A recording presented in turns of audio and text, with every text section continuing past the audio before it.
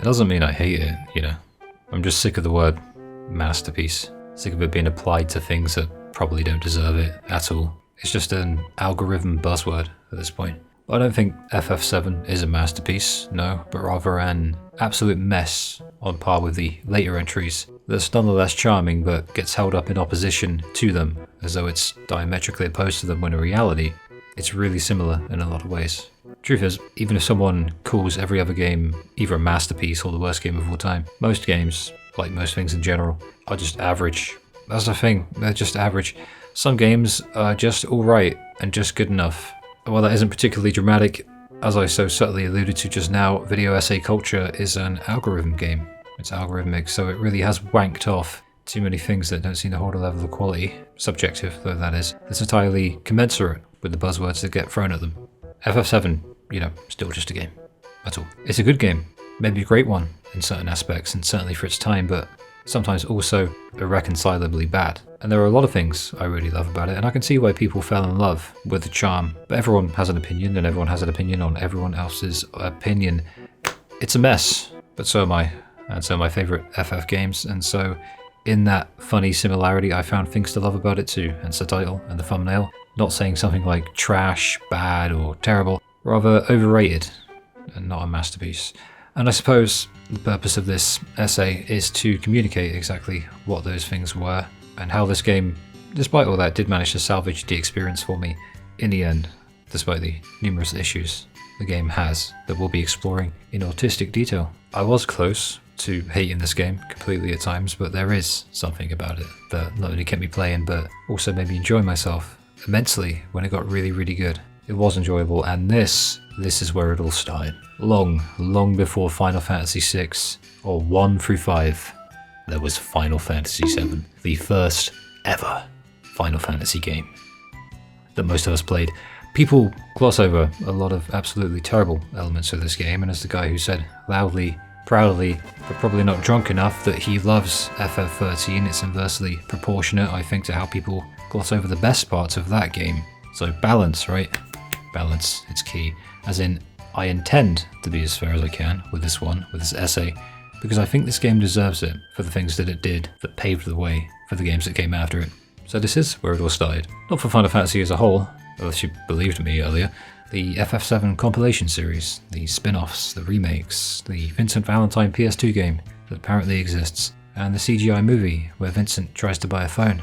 They all began from here, even if we didn't know it yet. FF7 took a lot of risks. It did, and that helped to burn it into the memories of a lot of people because it still stands up today in quite a few ways. Namely, there's this vibrant and esoteric assortment of disparate elements of game design. The story-heavy drama is one of them. The almost turn-based combat, the fact that it has a mini-game for every day of the year, the optional party members, all sorts of things, and the fact that it killed one of them. But for every benefit that it receives from this ambitious approach, it also falls short as a result of a simple fact. Ambition isn't always good. Sometimes it is best to stay in your lane. It's mainly remembered, this ambitious stuff, when we think of games when it results in good things. When it goes tits up, and a game never quite gains any recognition for it, we don't tend to talk about all of that ambition that it had. And FF7's ambition was unique, and that it obviously went well enough of the time to give it its cult status, despite the shortcomings.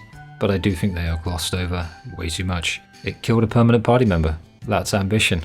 I doubt Aerith appreciates it, but luckily she's not real. An excuse I often see, actually, for these failings in certain areas, is that it's an old game. Sure, and it is true that it is an old-ass game. It's a millennial like me, but being old is not a good enough excuse this time. If it was, I would use it all the time, for all of my failings. Here's why. Within any era of gaming, you have a set amount of technological tools to help you in actualizing your creative vision so that you can make it manifest and guide it from concept and abstraction to fully playable experience. And you have to be able to ascertain exactly what it is you're capable of doing within the innately unique parameters of that inherently unique paradigm. And with that, you'll be able to discern also what you're not capable of, conversely, and what might be better off being left out of the final product. And within FF7, elements of both sides of that spectrum remain, and they coexist together, sometimes in symbiosis, sometimes in complete insanity. And throughout this video, I'll be attempting to take a balanced look at all these elements as best I can, despite how much I raged at times in a highlight video that probably will come out at some point, and as much of the game I could do, I did do, highlighting the ways in which old Squaresoft got this right and wrong. That's right, Square before Enix. And I'm not trying to take it away from you. If you love this game, then it's great to you, and my opinion shouldn't affect that. During my first experience, I didn't understand FF7, to be honest with you. I wanted to, and I tried to for quite a while, but then I got tired and gave up and played Tales instead or something. Somewhere, I guess, within the archaic, arbitrary JRPG isms and my insomnia being at an all-time high, the motivation to finish this game dissipated for me.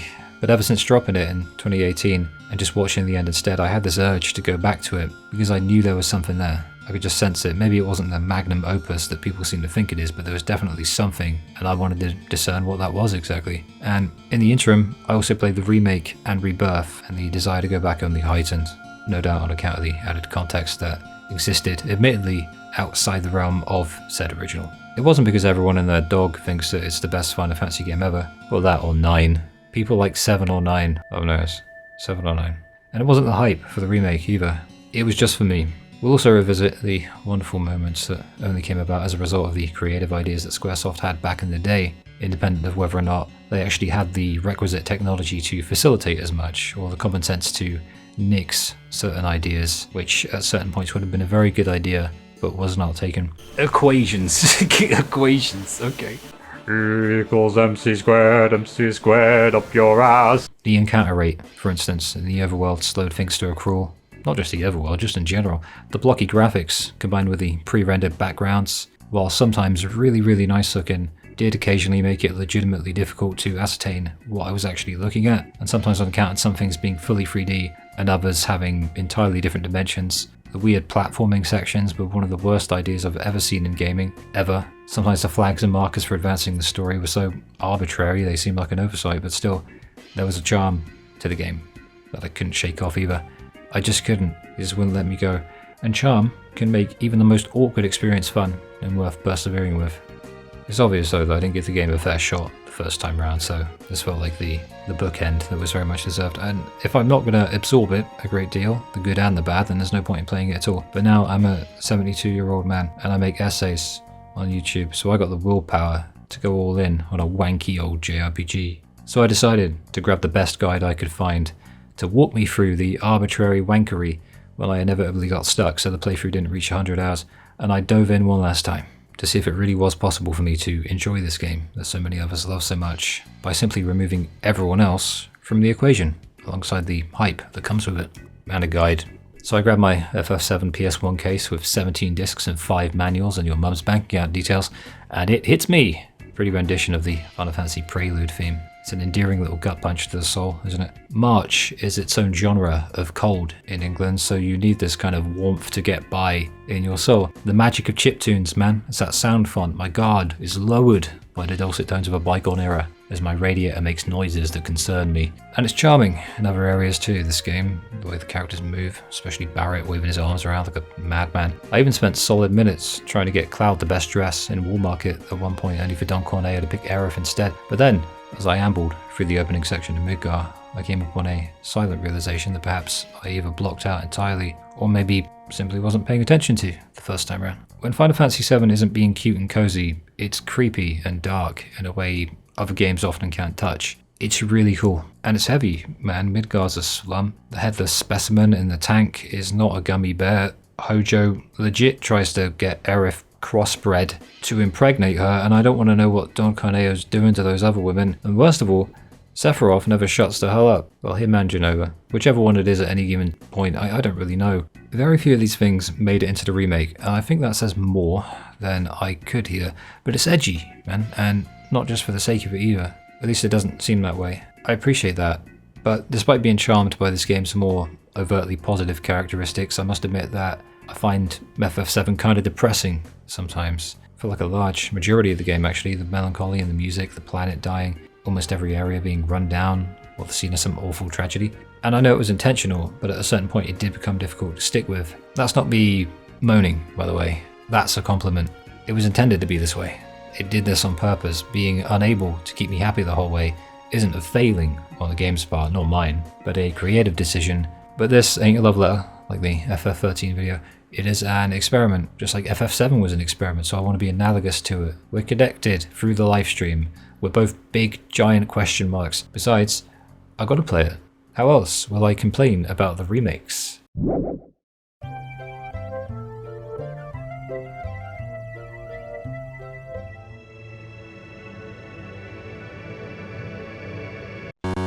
I don't need to tell anyone about the opening of FF7. The Avalanche bombing run's been analysed so many times it's on par with a philosophical treaty. Avalanche is full of personalities.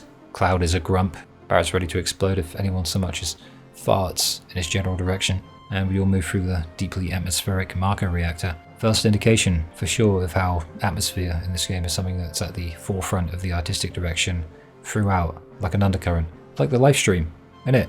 Metaphors. And Midgar in particular is sensational atmosphere, man. It's done so well. There's nothing else like it in any game that I can think of. Not so much talking about what's best, just what's the most unique. I can't think of anything like it. Now, what's wonderfully new to me is that we get to name all of our party members in FF7.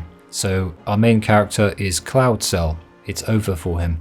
The man with a machine gun for an arm is Carrot, and the screen looks like a watercolor painting, because it lets you pick a specific colour for each of the 4 corners of the heads-up display, and you can change the UI to whichever colour you want. I didn't actually mean to make this specific one, but someone in Twitch chat even complimented me on it, so it's blessed, and I stick with it throughout the entire playthrough. The fight with the Scorpion seems a little off, and nothing is even remotely difficult, but Carrot does tell us to attack while its tail is up, and I'm relatively certain that that was a localization error that I've heard about before, because the big meanie actually does legit damage to us. Localization will be an issue going forward, a massive issue. We will talk about it as it happens. Cloud gets a headache, and words on the screen talk to him before we plant the bomb and get a very lenient timer that actually continues to run down even during battle, which is a unique way of blending the realities of how time works in real time versus the ATB system of the game's combat, wherein the temporal elements of game design take precedence over what feels real. In short, with ATB systems or turn-based combat, time waits. It just waits, so it's funny that it doesn't here. And it's the first of many indications that this game is going to experiment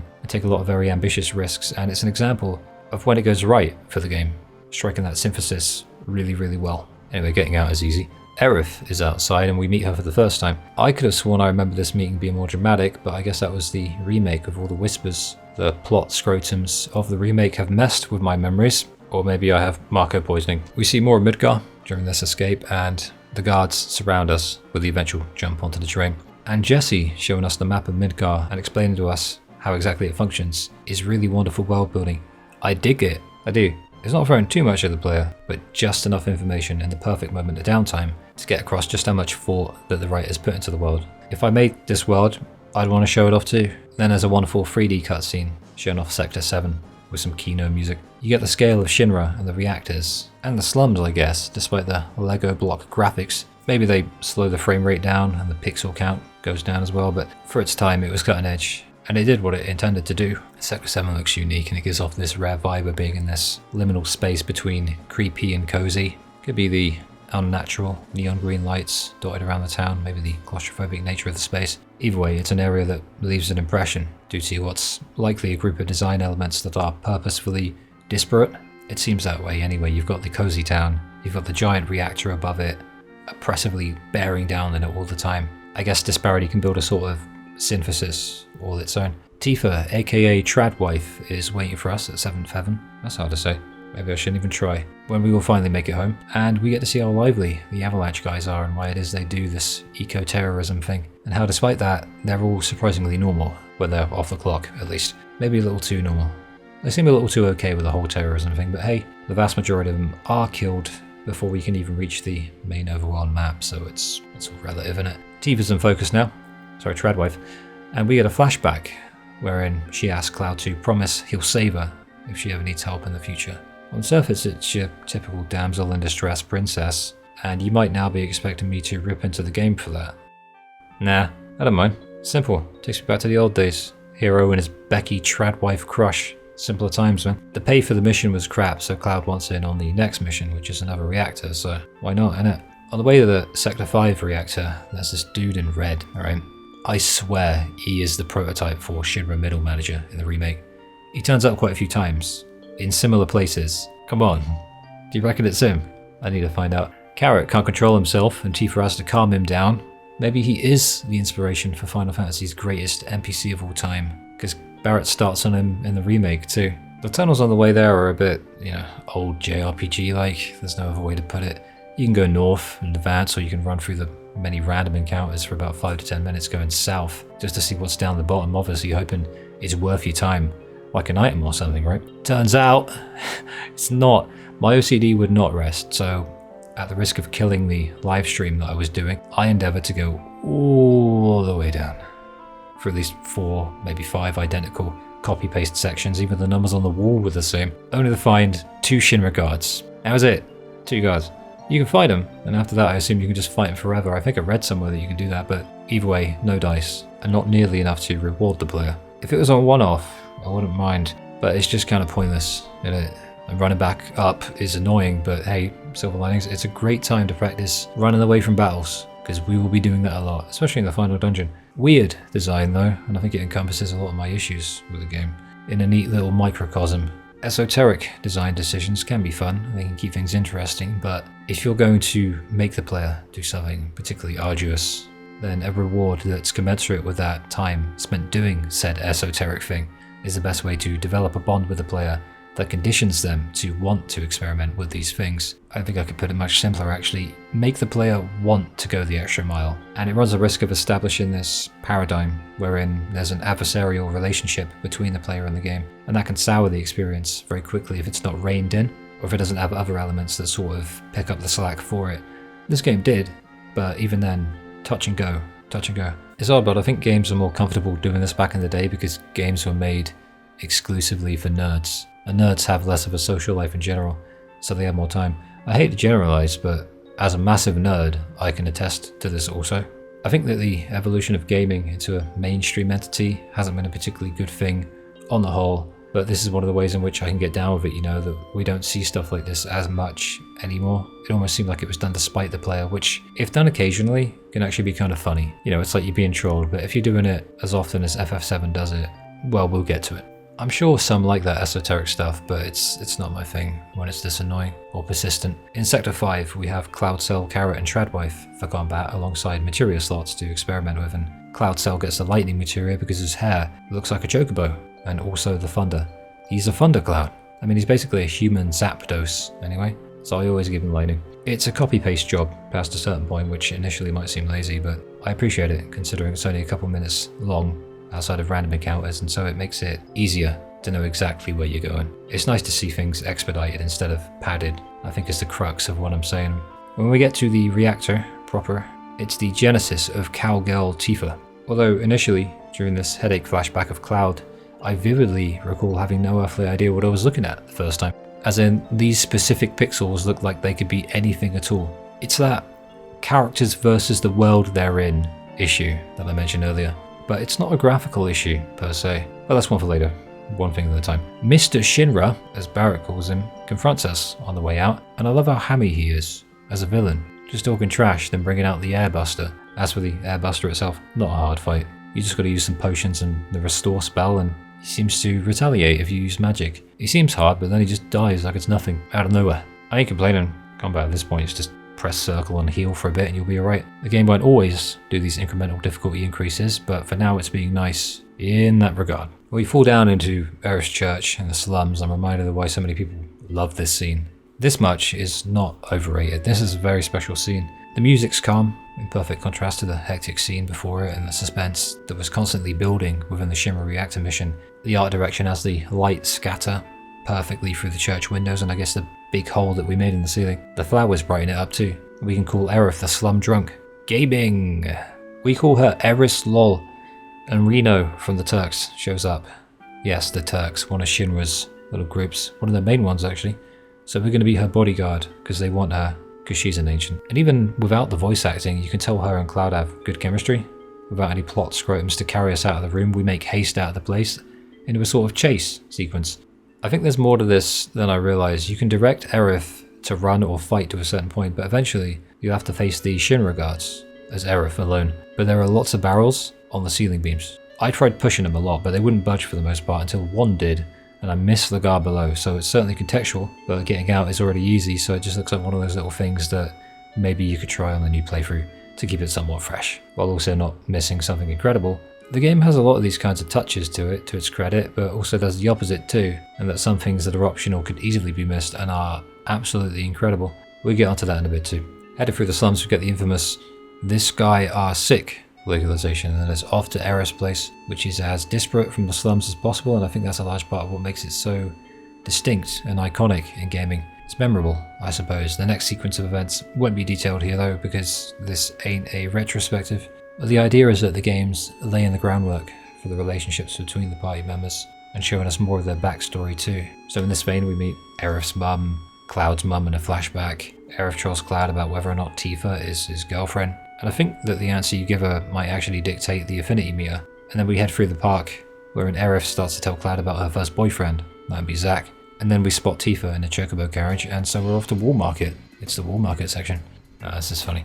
Getting through the abandoned subway is only a few minutes long, and this wouldn't be worth pointing out usually, but if you play the remake, this might give you a few unsavory flashbacks, and I was not immune to that. Thankfully this one is easy, and it reflects how good the pacing is in the early game. In fact, in the early game, it's phenomenal. At the Honeybee Inn, we learn that Tifa's having an interview with Don Corneo, the main man in Wool Market with his own mansion and everything right at the top. So to get in, we need to put Cloud in a dress. That's right, not 3 hours in and we're putting our protagonist in a dress. We're baking the big business. As for the scenes at the Honeybee, I don't know. I ain't even going to try to analyse them. Someone tells me I don't want to know. One of the rooms involved a possible sacrificial offering that creeped me out. It might have been a play, but looked kind of legit and the music was creepy. And that was just one room. There are many others. Whatever. The key to getting the right dress is, well, strategy guides, but in this playthrough we just wing it. I found this section to be a good example of the OG FF7 experience in certain respects. Equal parts fun and whimsical to holy hell, what were they thinking? Really funny moments with a lively Wool Market that acts as a lovely contrast to what we've seen prior, but it also had some very annoying, we'll call them advancement flags and markers, advancement flags. The things that the game internally codes as the prerequisite markers for advancement to whatever comes next in the game's main scenario. These days, for example, it's just enter this place that the map has explicitly shown you how to get into and how to get there the quickest and exactly where it is. Now, ideally a middle ground would be nice, but this is 1997. So sometimes these flags are fair, sometimes they're weird, and you're going to talk to a lot of people for the sake of figuring out how to get out of a certain situation and into the next one. And it's just the way things are with this game. But sometimes it can be egregious, and it happens enough that it docked a few points off of the game for me.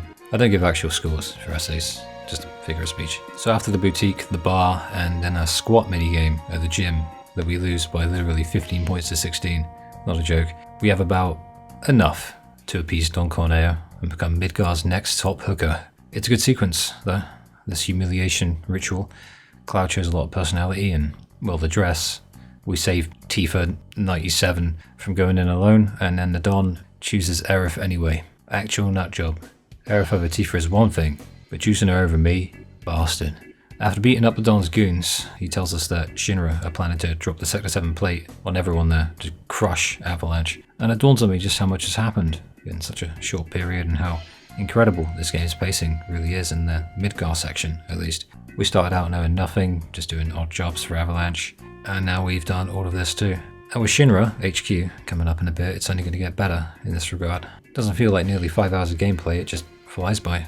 Apart from the bad advancement flags, I'd say. Other than that though, it's a very strong start to a game. When the Don drops us into the sewers with his trap floor, we have the option of checking on either Tifa or Aerith first. And I think this is a good example of how this gold saucer date thing is implemented in a really cool and non-invasive way. Even if I don't care for it as much as I do in this original version. The train graveyard, the train graveyard. It's a low point.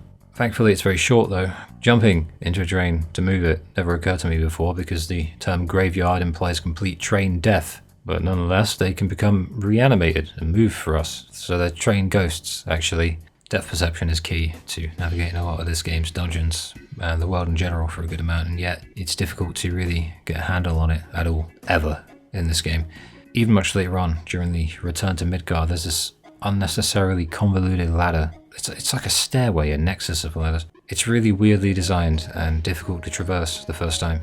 This, however, isn't the problem itself because, like I said, it's only a few minutes alone, even added up. Just annoying at most. The issue is that it comes in stereo with another annoying facet. and that's that the random encounters bombard you every few moments, combined with this haphazard perambulation around the place, you know what I mean? Which can lead to a feeling that's annoyingly overwhelming, as it throws you into a battle you never chose, thus taking up even more of your time on something inconsequential, relatively speaking, anyway.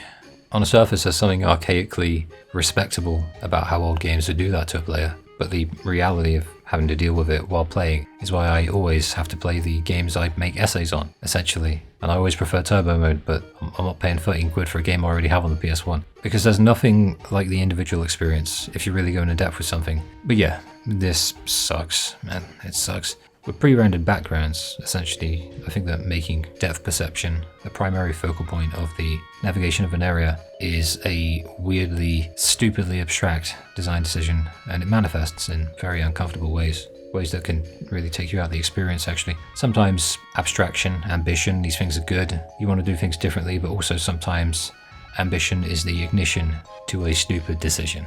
It is what it is. It's an old game, isn't it?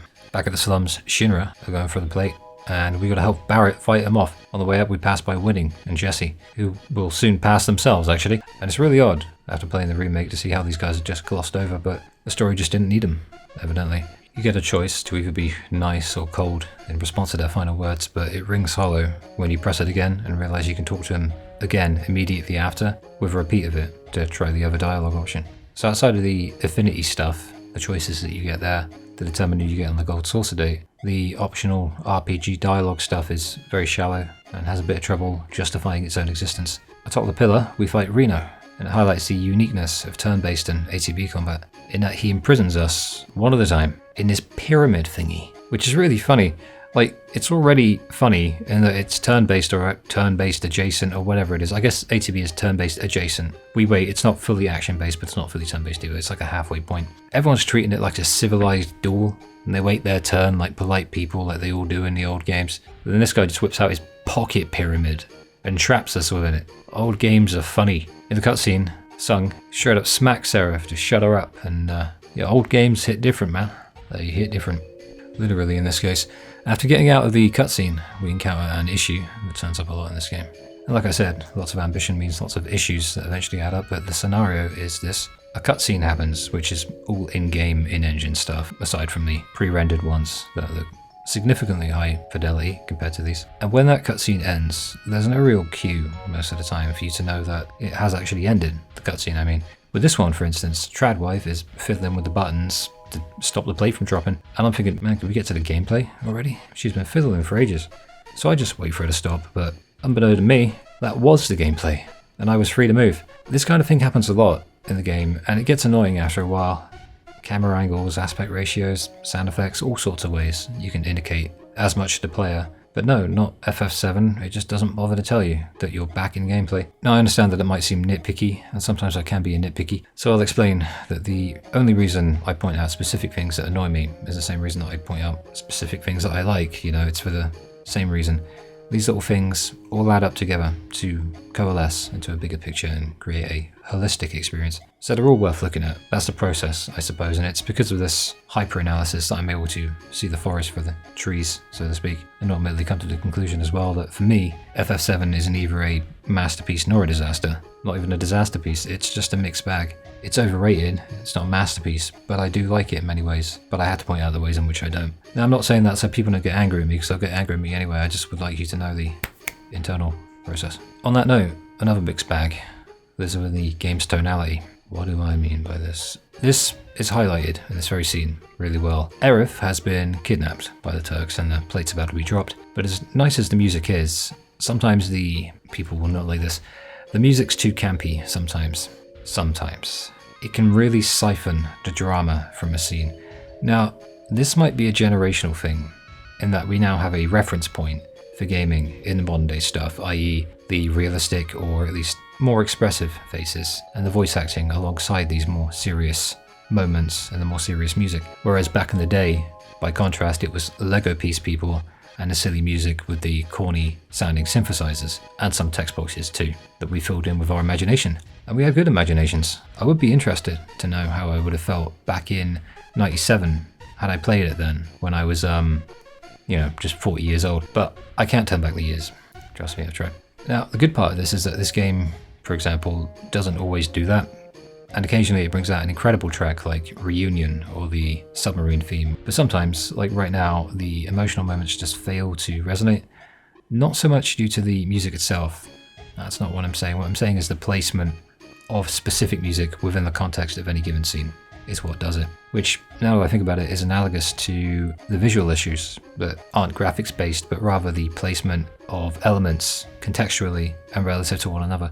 The idea is sometimes they get it perfect and sometimes they get it so wrong that it just goes tits up and falls down catastrophically.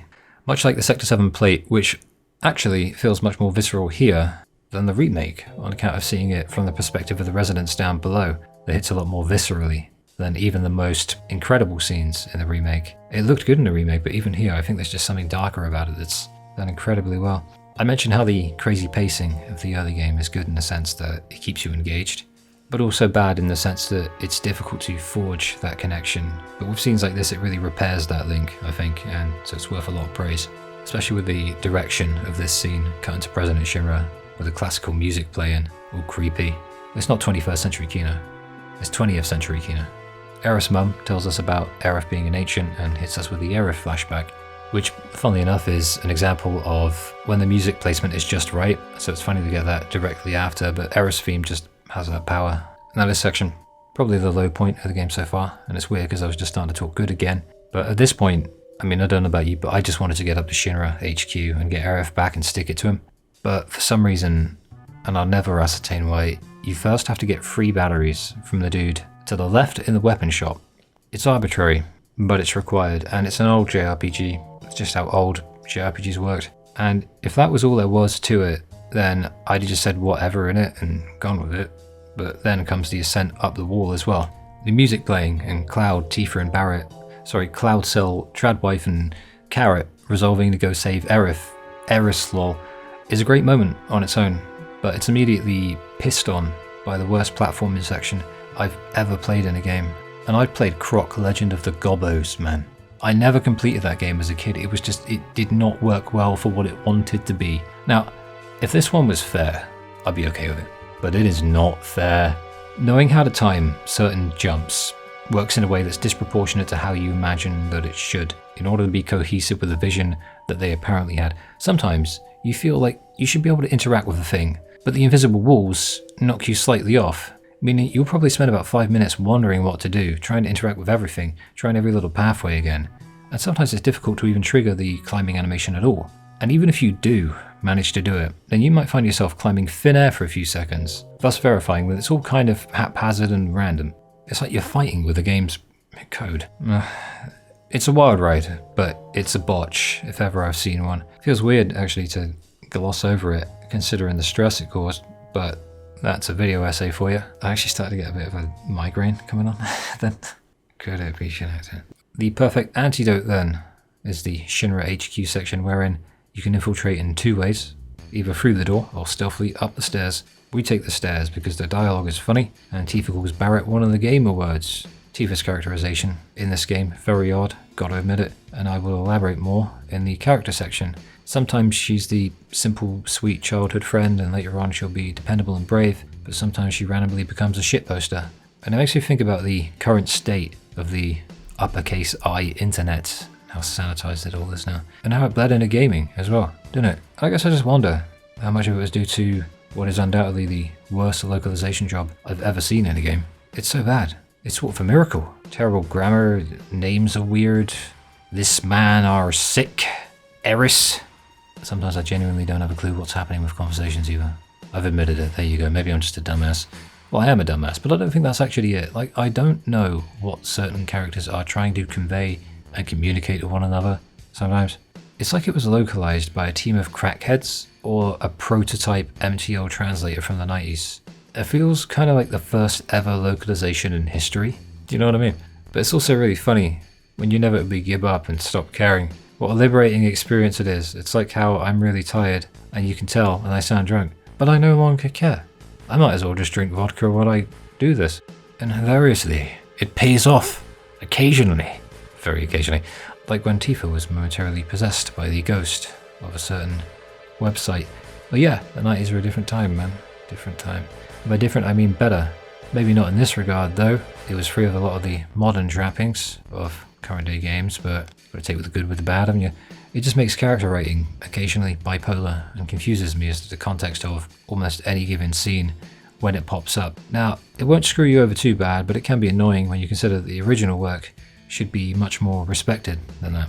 I've talked at times about the vandalization of modern JRPGs through what I call the intentional mistakes of current day localizers, but this is an example of a localization that's in its own league of terrible.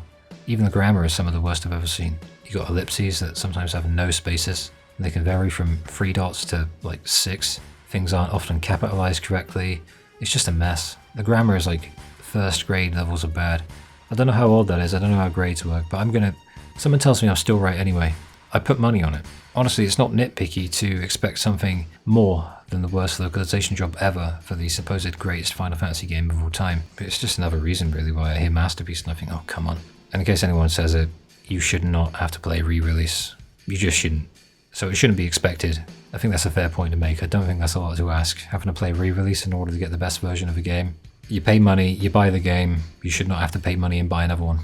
I guess that's one of the few good points about these day one patches. The sad part though is that they need to be day one patched because they all get rushed out the door. The rest of the Shinra section includes some fun stuff and some awful stuff in equal measure. In typical Final Fantasy VII fashion, I suppose. The timing minigame, where we sneak from cover to cover. This is a fun minigame, I really like this one. It requires observation, pattern recognition, and just a little bit of dexterity. Just a little. Whereas the mayor's password minigame can suck an ass. It's esoteric nonsense, and I used a guide to keep myself sane. The door puzzle is less invasive and gives some good rewards, so none of it is useless, and so it says thanks for putting the time in. And most importantly, most of it is optional. Getting the mandatory keycard, for instance, is just a case of talk to someone in the main room and say nothing, and he'll assume you're the repair guy and give you the keycard. I dig that. The Midgar model puzzle is fun until you realise it's about 2 to 3 times as long as it needs to be, but you get some good rewards for that as well, and then we hop up into a vent and eavesdrop on the Shinra executive meeting. This scene, it gives you a good sense of the scope of the people behind the atrocities we've witnessed. It really pulls the curtain back and it demystifies them, while also keeping the evil nature of all of them intact. Prez is the main baddie, that's President Shinra, of the Shinra, as they sometimes call him. Heidegger is his yes man. Reeve seems out of place, because he's nice, despite working for Shinra. Scarlet is a psychopath. And Hojo's the worst of the lot and mentions crossbreeding Aerith as a legitimate idea a little later. Can't wait for that, good family fun. And Palmer exists as well. I don't know his job exactly. Professional bellend. The Neo Midgar plan, the Ancients and the Promised Land are mentioned, and it all sounds really hammy. And I like it. I love it, in fact. We tail Hojo. His game is grim. Hojo mentions the whole crossbreeding thing finally. Top 10 Final Fantasy moments in it. The idea of putting Red and Aerith in a pod, having them breed so we can have another Ancient. But we free them both with Barrett's machine gun arm. Red's quite friendly. I'm just going to call him Nanaki. I don't even care. And he attacks Hojo. At this point we really should have straight up killed Hojo. And I'll be saying this a lot today, but we don't for some reason. Avalanche were willing to kill innocent people with those reactor bombings, but Barrett and Tifa don't think for a second to do this guy in. It just doesn't make sense for me. But hey, we have a family dog now for our weird Final Fantasy family. On our way out, the Turks capture us in a lift and bring us to the president so he can do his hammy villain speech, which is actually adorable writing. The plot's simple so far, at least. Shinra want Aerith because she's a Cetra, which is one of the Ancients, and she's related to the Promised Land, which is full of energy, and Shinra wants it for their utopia. Simple stuff, innit? After a stay in a cell, we wake up to find trails of blood, with everyone dead. What's great about the ascent up to the main room, actually, is that it isn't just finding the president dead, when you might have thought, very justifiably actually, that he'd be the big baddie at the end. But the music, and the fact that it keeps playing, even when battles occur. A few Final Fantasy games have done this, like 13 with Eber, 10 with, I think, Fleeting Dream in Xanarkon. And it's always great, and this sequence here is just really well done. The music and the art direction together sort of synthesize in a way, and they build the suspense for a villain that we know next to nothing about, and haven't even seen yet. Basically, I prefer Sephiroth before he even becomes visible. The music's good throughout, actually. If there's one thing I can't say a single bad thing about, it is the soundtrack. Once again, we'll not address every track individually, but rather holistically. And there's a melancholy, I think, that follows this game around, almost perpetually. This attack vector is actually the soundtrack, except the chocobo songs, they're just fun. And some others too, I guess, but for the most part, the pervading element of the game's sonic experience is a feeling that's as eerie as the lively tracks are lively, so it's really diverse and interesting. as far as soundscapes go. The sound effects are awesome and distinct as well, so the sound design is right up there, on par with it. Very unique stuff. The Ultima sound is something straight out of hell.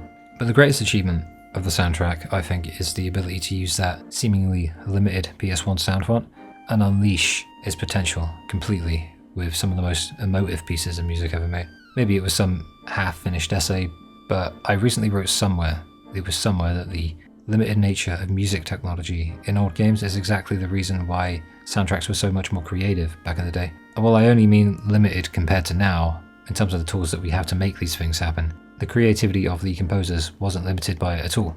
Instead, they were forced to work even harder in order to establish a uniqueness within the songs that they composed. And I think that's why old game soundtracks are so iconic. But it also could be that we were younger when we first heard them, for the most part, and they came to us in their most formative years. Most likely a mixture of both. Some of these tracks are among the greatest of all time for me in gaming. Reunion, Secret of the Deep Sea, Livestream, Cries of the Planet, Junova, One Winged Angel. All incredible. What's even nicer is that they fuse perfectly with the themes of the game and become indistinguishable from them. And to be honest, the sound font actually elevates it in my eyes. Even in an era wherein synthetic music was commonplace, it still managed to stand out from the rest. Uematsu's quite good, isn't it? Junova's escaped from his little containment device, despite having no head. And with Shinra dead, his son Rufus immediately turns up in a helicopter to assume his role as new president. The way out is interesting, actually. First you're Aerith, Barrett and Red, and it gives you the chance to remove materia from anyone, really, and redistribute it to anyone else. But I figure we'll be fine. We are not fine. The enemy is out of range, and we are severely limited, and it has 2 phases. That's our first death of the game as a result. Game over. And yes, it was my fault. It's good game design as well, because they put a save point there. And I'm glad I didn't rage about it and look foolish as a result when I was streaming it. After this, you can do it again for Cloud, who fights Rufus alone for reasons. Even with his dog, it's not a particularly difficult fight. To be honest, this game is very easy so far in the early game. It's only really in bosses where it suddenly becomes really unfairly difficult at times. Only one game over, and it was on account of my own hubris and not even a skill thing. Granted, we're beyond the just press the attack button phase, but still worth noting. The cutscene where we escape is both incredible and funny, cutting edge at the time. Play-Doh now. The bike chase minigame is actually one of the most fun in the game. Controls are intuitive, it doesn't overextend itself, it's pretty breezy, and it doesn't last too long. And in fact, it really gives a sense of the scale of Midgar's upper highways too, and the city in general by extension, which are incredible design decisions from an artistic standpoint. It's really nothing like Midgar. Cloud resolves to find this mysterious Sephiroth, mysterious to us anyway, claiming to have unfinished business with him. With Sector 7 destroyed, there's no home for anyone to go back to anyway. So we gotta stop Sephiroth from whatever he's doing, and stop Shinra from being arseholes. Good enough for me. This scene though, is very special. End of the road, literally. Incomplete, just staring out of the vast expanse beyond this gigantic but overbearingly claustrophobic and oppressive sea. And the game treats this watershed moment with all the gravity that it needs, and it earned it, even beyond all the annoying moments and the weird design decisions. As if to say, you've passed the test, you weren't filtered, player, you made it to the end of Midgar, enjoy the rest of the game. Cloud resolving to beat Sephiroth and save the planet, the way it feels so final, and also like the beginning of something, great stuff. Midgar was a beefy opening section, and yet it's about to be revealed that it only accounts for approximately 10 to 15% of the entire game. We group up outside and the game has you choose a 3-person party, which for me at this point is always Cloud and the girls, and later on it'll be Cloud, Vincent and Yuffie, what it lets me. And that's the opening section. I guess Midgar is Act 1 in a way.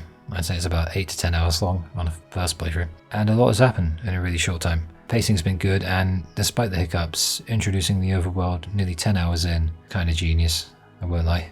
Here in the overworld theme, as you finally meet the gigantic open space of the overworld, is a very special feeling, mainly because it's actually quite small, but it's all about perception of space. It's liberating, but the little melancholic undertone of suspense is still there in the little moments. FF7 was the most futuristic FF game at the time of release anyway, so this abundance of nature, especially following the industrial city of Midgar, is a nice contrasting element to all that preceded it, keeping things fresh while also familiar.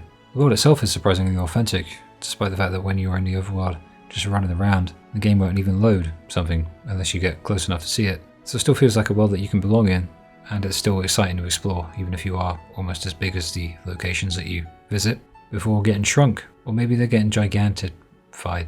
I don't know. Suspension of disbelief. I think that the key behind this is in how, even though you can explore in a non-linear way at certain points, the idea is the gradual exploration of the map in order to best prepare you for the craziness at the far north of the map's edge. Kingdom Hearts 2, of all games, did something very similar at the end, with a world that never was, which suddenly appeared and towered over everything else. As for FF7, it was always there, it's just you didn't have the means to get there, but everything in the north of the map does that job well. It feels like another world, and that is where you're going to end up, but you explore the world bit by bit, gradually gaining the experience that you need in order to get there and survive. I like that sense of progression. As for the rest of the world in general, I love the variety. Snowy mountains, desert region, Gungaga, the gold saucer, Midgar's industrial vibe, Junen's port town vibes, and the beach at Costa del Sol. There's loads to see and do, and that's just the stuff above the water where you can ride your submarine, and below the skies where you can fly the high wind. World map traversal is only slow and annoying initially, but made much easier with the acquisition of certain chocobos, land vehicles as well, and the airship later on. And no, I didn't get the gold chocobo. I didn't get any chocobos, apart from the one to cross the swamp so I didn't have to get killed by the Midgar Zolam, who I came back for later to beat up, by the way. I didn't know about the enemy skill I could get from him, I just wanted revenge. But hey, you can get beta from him. Oh, this chocobo stuff, man. I'm on YouTube looking up guides, trying to figure out all of this stuff, and it's all breed 1 super duper chocobo with the solar storm chocobo. So you breed him, and it's all, no, you idiot. Win 75 races at the gold saucer during the full moon of the North Star, and then you gotta feed him 33 leafy greens a day at the 30-minute mark of every hour while Sephiroth rims you with his sword. Also, if this doesn't work, just do a soft shut up. No, this is too annoying. Throw in all of that RNG as well. And I'm just not up to the task, man. I really could. I just don't wanna. Thankfully, it's not mandatory. But my word, would it have shaved some time off of this playthrough? I feel like I'm more tired the more I talk about it. Chocobo stuff does my head in. Just give me the bird, whatever. Sometimes the graphics are so badly mixed that you can't tell where one road ends and another begins, which makes the select button a godsend when it works, bringing up that translucent world map that doesn't require you to pause. But even then it can only do so much. I'd say that at a certain point you just got to accept that you're in the trenches for the early game, and that you have to earn these things that'll help expedite your progress through this loading screen heavy game. If you want the chocobos, do the annoying things. I'll be honest though, I don't miss overworld maps in general. Never got the appeal of them. It looks silly. I can't think of any discernible positive to doing this instead of an open world map. And I imagine it was only the case due to the limited technological hardware at the time. Could be wrong, but as overworlds go, it's fairly easy to traverse. That's hard to say. And it's segmented well enough to make getting around a fairly stress-free endeavour. Outside of the initial sections and the random encounters, anyway. So I guess it wouldn't be entirely inaccurate to say that the world map is kind of like those bad dreams I've always had since I was a kid. You know, I'm stuck in the middle of nowhere, some unknown island, landmass or something. The ocean, it's surrounding me from all sides, and I can't see more than a few meters in front of me. It's basically purgatory. When I try to run, everything slows down. But I found progression within this overworld map to be weirdly therapeutic, and among even the combat and leveling too. How all of these things are brought together under the same umbrella of the gameplay cycle. It has cohesion, is what I'm saying. I always felt like I was going somewhere in the game. Not just narratively, but in general. The gameplay loop may have been folded into a sinister shape of random encounters and walking along a lot of green and nothingness, but there's a sense of adventure, so nothingness doesn't bother me as much.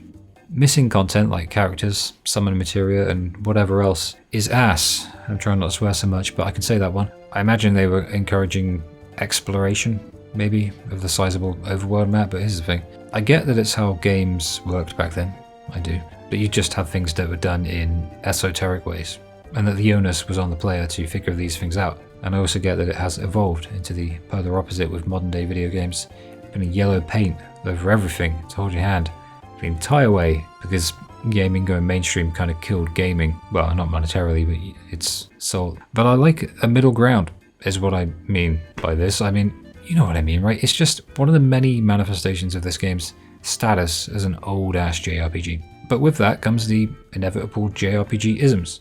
Random counters are annoying, and sometimes completely merciless in their frequency. Anyway, the graphics are blocky, so I can't really tell what's going on, sometimes anyway. It's very funny sometimes. It's a game from the Middle Ages. It's normal. But it stops being funny when you don't know your way through an area on account of not being able to tell an elevated platform from a pile of crap on the ground. The train graveyard was insufferable for this very reason, and the climb up to Shinra was an existential effort. And with a graveyard, the trains are all old and dead, hence the name Graveyard, and yet I was supposed to know that you can move through them by hopping in. I think I finally know how to illustrate what I mean by all of these old ass, tired JRPG isms. It's not that I want my hand held. I don't want that. And it's not that it's too challenging. It's that it's too arbitrary. There is no challenge. It's just toil. It's just minutia given form.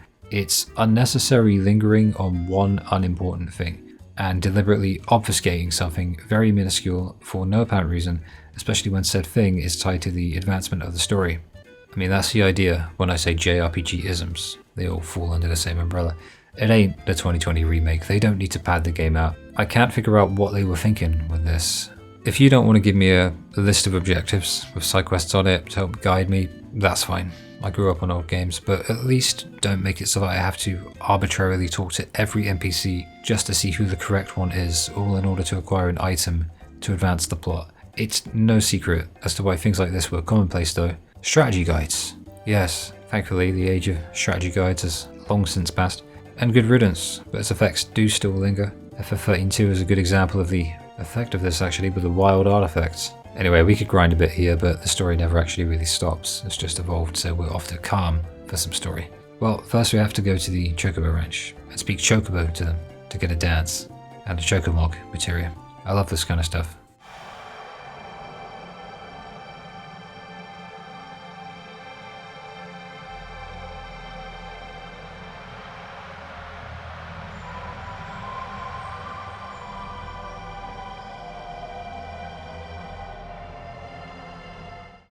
Kalm and the Nibelheim incident. I'll be honest, a low point for me. Kalm is lovely and has nice music, and then all kind of downhill from there. We get the Nibelheim flashback with Cloud, Tifa and Sephiroth finally demystifying Sephi to some degree. And to be honest, at this point, I'm thinking maybe he really is the most overrated villain in Final Fantasy. I used to say that partly as a joke, but I really do think that people were just obsessed with this cool, mythical character with this iconic look that is really cool and his overpowered nature, and they just let it become a meme of sorts. Thing is, I found that the more I look into Sephiroth, the more he seems poorly written and generic, and most of it isn't really him anyway, but we sort of gloss over that so that we can make sense of it. But I know saying this is going to anger a lot of people, but I am the guy who made a 2-hour video about loving 13, so I'm not exactly Mr. Popular Opinion anyway, or am I contrarian for the sake of it. I think what I think. What I'll do is I'll explain the reasoning for it. I'll explain my reasoning. It starts innocuously enough with a semi-scripted battle used to illustrate Sephiroth's power, which is a great way of doing it by the way, although having Cloud be level 1 and Sephiroth be level 50 is a little on the nose, but it gets the job done, so it's like whatever in it. But we speak with Cloud's mum, go through Tifa's wardrobe and literally steal her underwear, play her piano, which unironically is the highlight of the section, and then we cross the bridge to the Shinra reactor.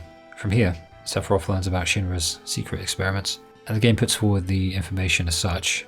Jenova was a 2,000-year-old archaeological find and was apparently an ancient etc. But it's actually an alien life form.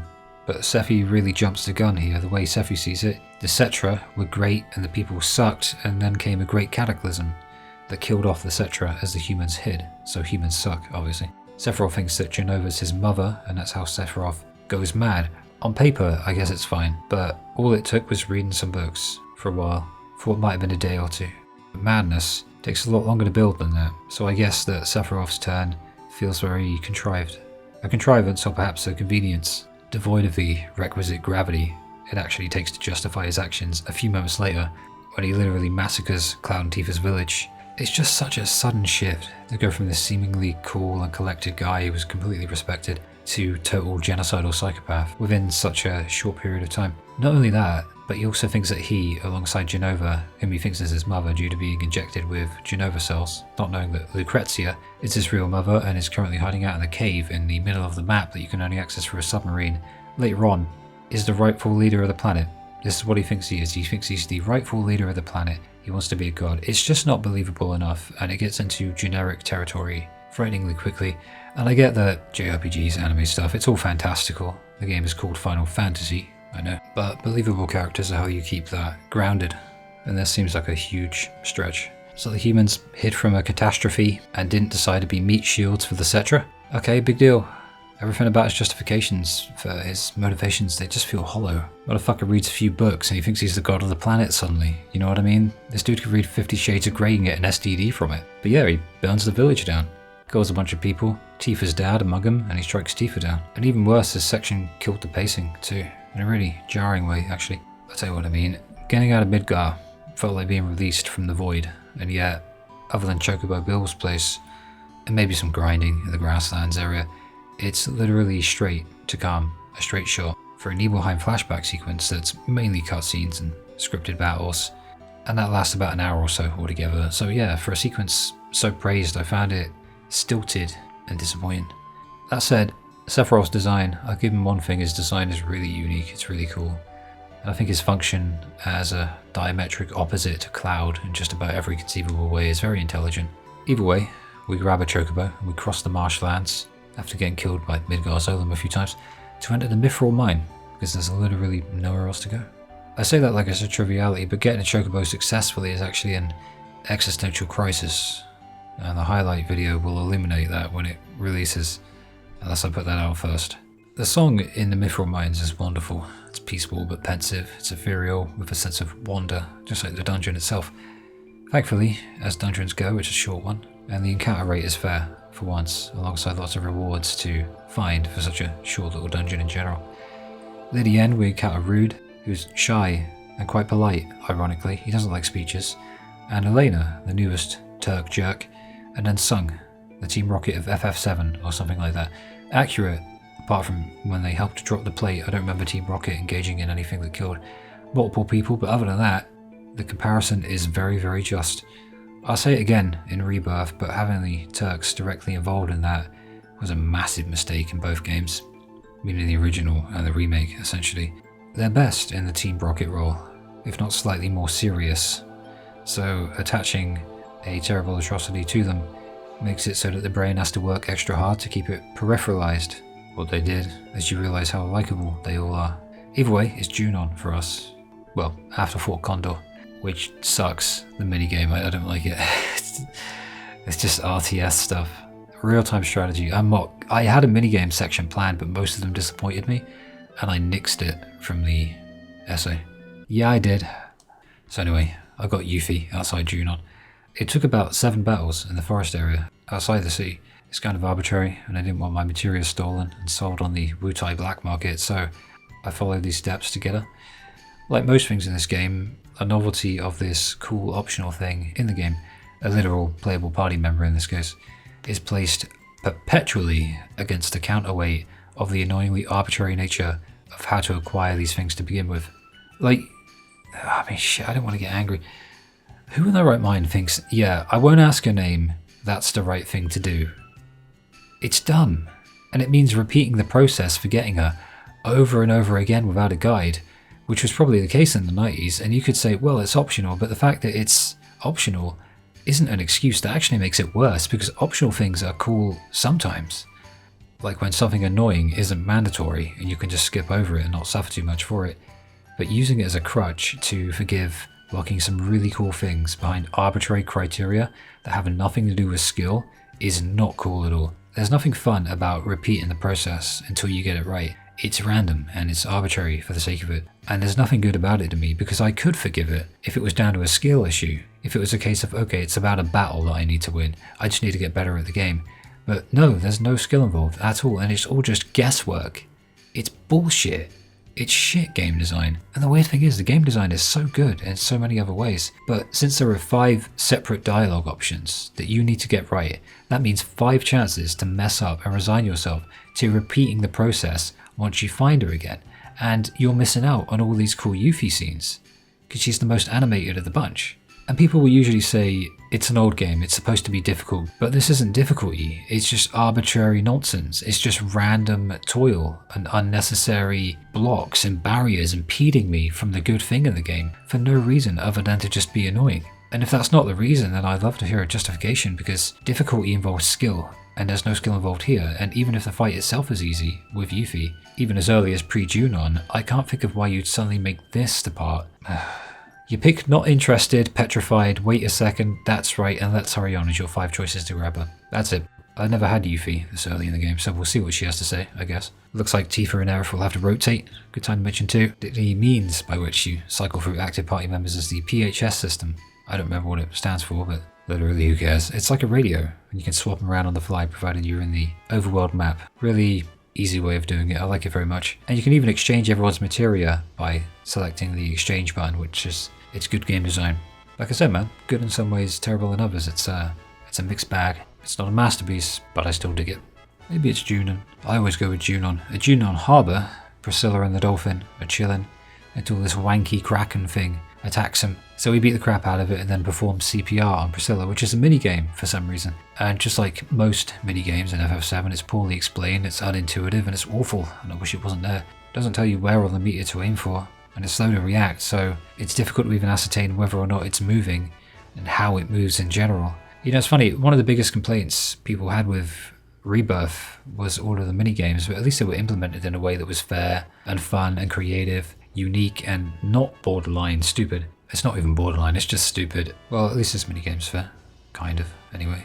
It only takes a few tries to figure out how to land on the rail, and we're up in Junon. Well, once we've run around for a bit, barely able to make out our own corporeal visage, and luckily activate some button that takes us down because this game doesn't signpost for shit sometimes. Surely there's some balance between the current day hand-holding and this esoteric crap, right? Never mind. One of the best parts of this game is happening in a minute, so I forgive it this time. It's a Rufus parade. Silly, fun, incredible world building that showcases just how influential Shinra are and how they're perceived by the normies, and I did real bad. We got to do the parade minigame, which seems easy enough, and I tried to enter into the parade in an inconspicuous manner, but apparently it wasn't sufficient, so the commander shouted at me a lot. Later on, after the parade, Heidegger attacked me personally for some reason, like punching me a little, but I think that's probably because I was moving around a lot to annoy the commander for shouting at me in the first place, and just be a menace in general. So this one might just maybe be my fault. In Junon, you'll find a surprising number of shops for a city that's essentially just the world's longest road plus a giant cannon. So you can stumble upon the Turks in various places, for instance, and it humanizes them a bit. Once again, it's difficult not to like them, despite the awful stuff. Video games. My performance in the final minigame was a little spotty and mistimed, but I was too busy laughing at Heidegger's constant laughing, and also Nanaki chilling in the background. But we must have done well this time, because instead of a punch and a kick, the big man gave us a reward instead. Even Rufus was impressed. Makes me wonder how far Cloud would have ascended at Shinra, had they treated him better and had he stuck with them. But now we've got to leave this lively place and board the ferry to Costa del whatever. You'll find your friends dotted around the ship, like Yuffie who's seasick and requests a tranquilizer. I imagine that's an affinity thing, we give her one. And Nanaki who's cosplaying as a person with limited success and accuracy. On the way to Costa, we encounter Sephi and fight this thing. He's cryptic, and then he flies away. That's pretty much Sephi in a nutshell. And yeah, after that Nibelheim bollocks and the Yuffie debacle, the game's won me back. The sequence was really fun, and now we get to go to Costa del whatever, which is even nicer. I love the beach. Although even on the boat there, the game's annoying lack of cohesion with regards to its relationship with its own mechanics bites once again. I've talked about games' interpretation of their own causality a lot, and I like that term, so I'm going to use it again, because you start in the lower area, you go outside, but the way is blocked, the way out anyway, and the way to unblock it is to go downstairs again, and then come back outside again. And while it's not overly complex, while it's not difficult, once again, it's just arbitrary and unnecessary. And when it's symbolic of the entire game, it wears on you at this point, if you let it get to you. But then again, Costa del Sol is really good. The place just has the best music for like relaxing and stuff. The sequence in Costa del Sol is actually one of the most decent in the entire game, right up until it isn't. But it's on account of it really taking its foot off the gas, at least until the Hojo thing, where it all goes kind of tits up again. And that's okay every once in a while, since downtime in games I think is really good when done right. If it was all systems go all the time, it would just become exhausting and it would lose its novelty. We'll go with novelty. Yuffie's a character, man. Doesn't even need to speak to be funny. And a character you want to pick up as soon as possible. Nanaki's playing with a ball with the kids. Though he claims his tail moves independently. Yeah, sure it does, mate. Sure it does. But then it's Hojo, and this scene is weird. We just treat him like any old Shinra lackey, really. Like he's not unspeakably evil. We should be slaughtering him right now. In the remake, he at least has the sense to come up with some plans to keep himself safe. He locked up Aerith. He tried to crossbreed her with Nanaki. He's been involved in countless unethical experiments, and you might very fairly think, well, we need him for information on Sephiroth. Yes. Since chasing Sephiroth around the world is the entire game so far, post-Midgar, it's basically the entire game till the end post-Midgar. But Hojo just tells us to go west, so we do, so we got all the information we need. Why aren't we killing him? This writing is actually disastrous at times. The reactions of our party are in no way commensurate with the gravity of what Hojo has done and how evil he is. This writing is just all over the place at times. And since we're moaning, Mount Corel is a hemorrhoid, to be honest. I'm getting it off my chest. It's doable, but it's unintuitive, unfair, time-consuming, and it's far too abstract. In a reactor before the terrible part, the encounter rate is pretty high already, so I was already a bit miffed. I'll admit that, sure. But then came the rail section, which looks like it should be fun, but really definitely isn't. The minigame where you plunge down expects you to read and take in all this information on the screen and also apply it while you're falling through the air. And you don't have much time to get it right, and when you get another go, you'll find that even doing what the game says to do probably won't help you get whatever's down there.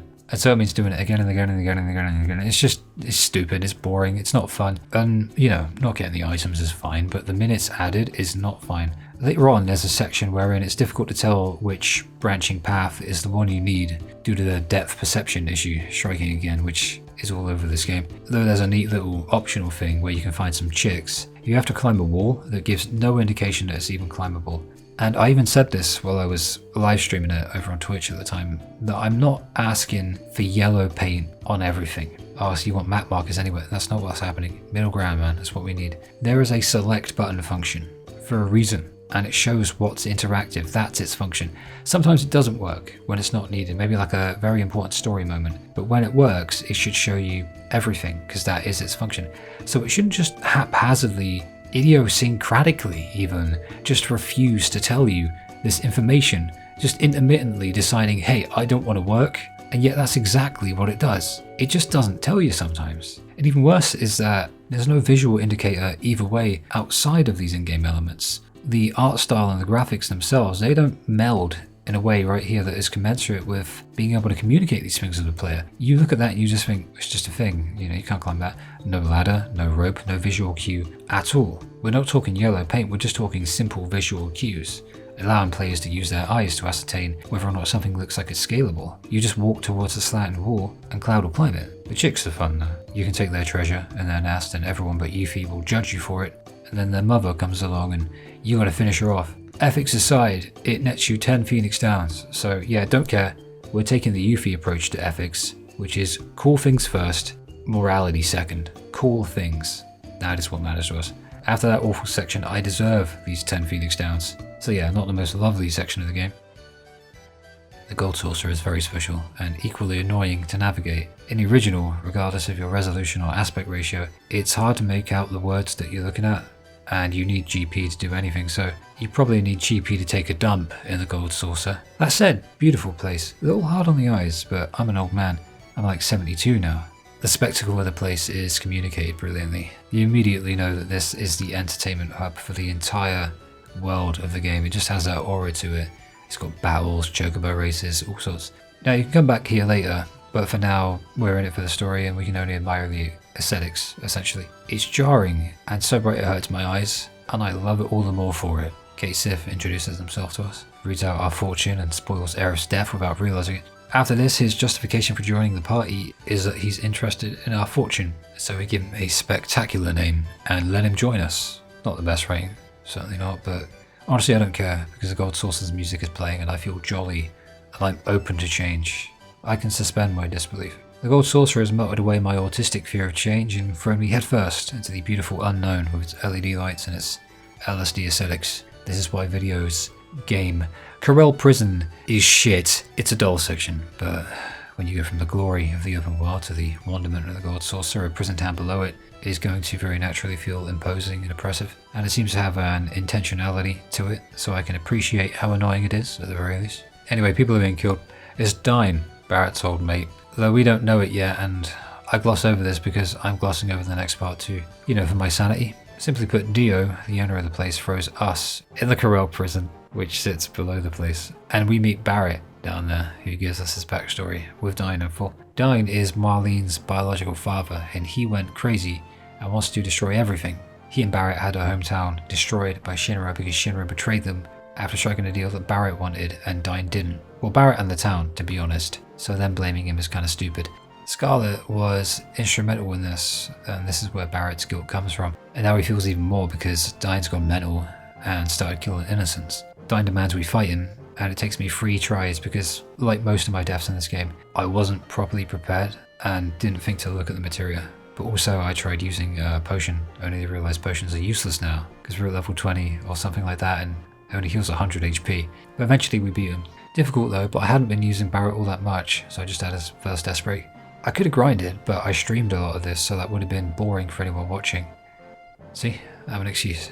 After the battle, Dine gives us a memento, and he offs himself by jumping off the cliff. It's awful for Barrett, and it's a genuinely compelling scene. I think it's one of the best written scenes in the game. It's really dark, it makes sense though, but I'm appreciative of the fact that the game had the balls to actually do it. You know what I mean? It actually had the balls.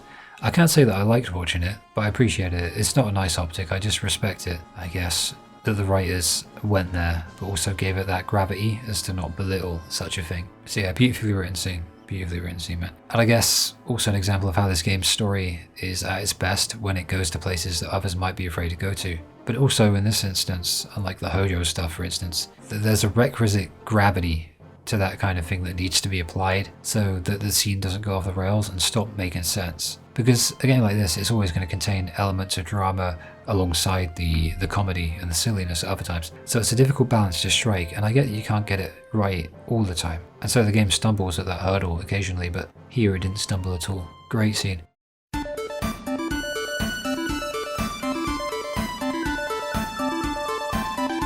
After this, it's a lighter moment where we got to win a chocobo race, and it took me 2 tries, but I got it eventually. The first time, I got sniped right at the end. I got made fun of by chat, but it will be in the highlight video. Upon securing our freedom, we gained the buggy from Dio as a gift, and an apology. Apology accepted, I love this buggy. We get around the overworld quicker now. So the game really opens up here, and with a buggy, no less, that can traverse shallow rivers and even ride the ferry back to the Junon area and around the area too. So it's on you to observe the map now and go visit every place you can find to see what's out there. Some of them have map markers, some of them don't. I think that much is alright. Secret little places as long as there's not something crazy there. Gungaga, for instance, you get a scene with Scarlet checking out a Shinra reactor that Rebirth fleshed out massively. It's a shame Cisne doesn't exist. Maybe we shouldn't go there. The game doesn't actively state this, that you can just go around and look for things now, because it doesn't need to. It knows that the player is going to instinctively do that. This is the kind of thing I was mentioning when I talked about that balance between player agency and hand-holding. Sweet spot, right here, this is the one. The Turks, in fact, are by the entrance to Gungaga. And I guess Rude likes Tifa, Elena likes Rude. They're talking about who they like, but Elena actually likes Sung, and Sung likes Aerith. Elena moans to us about that, and then she realizes it's us, so we have to fight, and we beat them up. It's difficult though. They're a higher level than us, and they have 2000 HP each, which is a lot at the time. I think I was under-leveled, but it made me feel good at the game, so that's nice. In Gungaga Village... How am I supposed to say that? In Gungaga Village, we meet the parents of Zack. We do though. We meet them, and Aerith says that Zack was her first love. Bear in mind that this is before Aerith was written to be an ungrateful sod in Crisis Core who doesn't appreciate her flower wagon that Zack made her. He makes her a wagon, or it's not good enough. Lady, he deserves better. Zack should get with Cisne, but she doesn't exist yet. But yeah, she gets upset saying he went missing in the original anyway, and so since this is a spoiler review, the fact that Zack dies really hits a chord in the OG game. But over time, like many other things, as this compilation series goes on, or at least becomes a compilation series, and not just one game out in the sticks, that death will mean less and less and less. We'll get onto that as we move through the expanded series, or compilation series, or giant boner rockets. I don't bloody well know what it's called. But this is how it was in the beginning. This was Zack, the dead guy. He's just dead. And it sucks, but it's also really compelling writing. Gungaga's odd, not just in its name. It does not appear on the map, and you can completely avoid it, but it's very easy to find along the way to Cosmo Canyon, especially if you're grinding, so that's all good. But once again, important character moments like Aerith's thing here shouldn't be missable in my eyes, even if the Scarlet Reactor thing wasn't that big a deal. So it sort of balances, maybe it doesn't balance too well, but it's always going from one to the other, from this is good to this is bad. I mean, this game really is, I should mention this, I get that replayability is good on paper, but not everyone wants to play a long JRPG more than once, you know what I mean? Cosmo Canyon has a lovely song, and it's Nanaki's home, so they call him Nanaki, even though Hojo called him Red 13, and I called him You Stink. That's not me insulting the viewer. I really did call him that. Kate Sif is called, what's he called? I farted? Something like that. Shit beans. No, shit. Yuffie was shithead. Fuck beans, I think was Sid's name or something like that. I don't remember. Bugenhagen. It's difficult to say. He's a silly character and he gives us knowledge of the planet's inner workings. But that's kind of why it works so well. He tells us the planet's dying, but does so while allowing us to use this incredible machine that puts on this planetarium type display in this fully 3D cutscene, which, considering it was 1997, it's a real standout moment in the game. The general idea is that he hears the cries of the planet due to its slow death, and the lore is a lot more simple than I remember. When people die, their souls become part of the life stream, and Shinra aren't good for this because Shinra are taking the spirit energy and turning it into Marco energy, thus killing the planet even more so. So this is where the eco-terrorism stuff, or I guess just the environmentalism, pays dividends, meaning Barrett was right all along. It's worth mentioning, Barrett was right. The campfire scene is a nice one, and then it's not. This is getting exhausting. You have to talk to everyone once, and then Nanaki once more to advance the story, which once again is abstract, nonsensical. As I was moaning about it on my live stream, I realized that bringing it up in this video would probably lead to me being strawmanned here and called casual or filtered or some other BS. So I'll point it out right now and make it nice and clear where I'm coming from when I moan about this stuff, because it's not about the difficulty in this context. It's not about being too hard. It's not about being too easy. It's about making sense. I always say, you know, how about a middle ground though? I always say modern games are too easy with the yellow paint and the map markers all over the screen that you can admittedly turn off, but they're so formulaic in how they work, so doing that you might actually miss something important. But conversely, old games are too nonsensical sometimes with the esoteric and the arbitrary requirements for advancement in a story. So yeah, this is terrible game design, and it's present throughout the entire game is the issue. I mean, I've talked about it a few times already, and by this point, it really begins to add up and take away from the experience. I mean, it's Gestaltism, isn't it? You know, basically holistic, so I bring it up because it's relatable to the entire experience. That's what essays are. You analyze, you overanalyze. I'm thinking at the time, do I need to go to a shop? Do I need to speak to somebody? Do I need to leave? Do I need to see Bugenhagen? What is the internal flag here in the coding of the game's parameters to move things forward? But what is, you know, what do I need to do to hit that advancement flag? I've talked to everyone around the campfire. I don't know what to do. And so I look it up and it says, talk to Nanaki. Again, it's just unnecessary, man. There's no excuse for it either. A good example of a middle ground, and I've got one literally right here, a good example, right? Nanaki, after you've talked to everyone, could get up and approach you. Or you could just have his text box go off with an ellipses to indicate that he is where you need to direct your attention in order to advance things. It's so easy. Two things you could do right there. They just didn't bother. Either they just did it as a choice to be annoying, or it was just an oversight. Because Final Fantasy VII isn't the masterpiece that everyone keeps saying it is. At least not for me. Just not for me. So what I'm saying is, asking for such rudimentary elements of game design to be taken into account is not some new age thing. And championing this old ass esoteric archaic bullshit doesn't make you look cool. It's a bad game design decision, and it weighs down the experience when it's so easy to rectify. And yet they chose not to. After this, Bugen says to follow him to the cave of the Gi. And the game, during gameplay I might add, shows him in the top left entering his house. This is it. This is it. This is how you do it. You don't have to wander around the town checking absolutely everything this time. But they also don't have to have some mini-map with a marker telling you exactly where to go on the screen like a modern game, as well as the map. But rather, it is a simple visual cue that clues you in, provided you're paying attention to the game and what's going on in it. This is the middle ground. This is what we need more of. If the game was full of stuff like this, I wouldn't have an issue. Anyway, the cave is difficult. Big difficulty spike here, especially with the boss, whom is annoyingly fond of summoning these two flamey crystal wanky things. And this would be okay if the cave wasn't very difficult, didn't have traps, and actually had the common sense to put a save crystal before the boss. The cave's hard enough. The boss is even worse. But before you call me bad, I did manage it first time. I beat him first time. I did the thing. But a save point before a boss fight? Come on. It's not too much you ask for. It's just simple game design. They do it at other points. Why not here? Especially with the big difficulty spike. You could run all the way out of the cave, but that's... I think they forgot, alright? I think they forgot. I think they couldn't even remember as much. This section, aside from Nanaki's moment and the campfire scene, it's just addled with the terrible design choices that plague the game from head to toe in a holistic way. That said, On a positive note, Nanaki's scene is our reward for this. He spent years thinking his dad died a coward, but now he finds out that he actually saved the village, and it's just a nice way to end it, despite the stress, you know. Always try to be balanced, man. I always do. Nibelheim again, but this time in the current day. It looks the same as it did before it burned down, barring the almost empty buildings now, populated by these sentient bin bags that the game says are men in robes. The Shinra mansion is where the story leads us, and there's a little puzzle to opening a safe in the back room. Yeah, I looked it up online. Essays take forever to make. I'm not spending an hour doing the digital dishes, whereas I could just look up the safe code on my PC. It's not difficulty, it's just prolonging the inevitable. And out comes the lost number, the hardest fight of the game so far. At least for me. We fight him at level 22, 24 and 25, and he's level 35. I wasn't sure if it was normal to fight him at this point, but I remembered it was key to getting Vincent, and so I got the safe code online and just went for it. I didn't look up how to beat the boss online though. I did look up the recommended level though. People were saying late 30s, early 30s, and now I no longer feel like I'm so bad at the game. What's more, I did it with Cloud, Aerith and Yuffie. I feel like a champion now. Yuffie's second limit break heals everybody's HP, so I guess I got that one just in time. There were better weapons in my inventory for all three of us, and they had double growth, but the materia slots weren't linked, and I was relying heavily on having Cloud and Aerith use the all materia with the fire and thunder spells respectively, and Yuffie had cure set to all, so yeah, I wasn't letting that go. I cannot speak for Final Fantasy games pre-7, but it looks like the all materia is the genesis.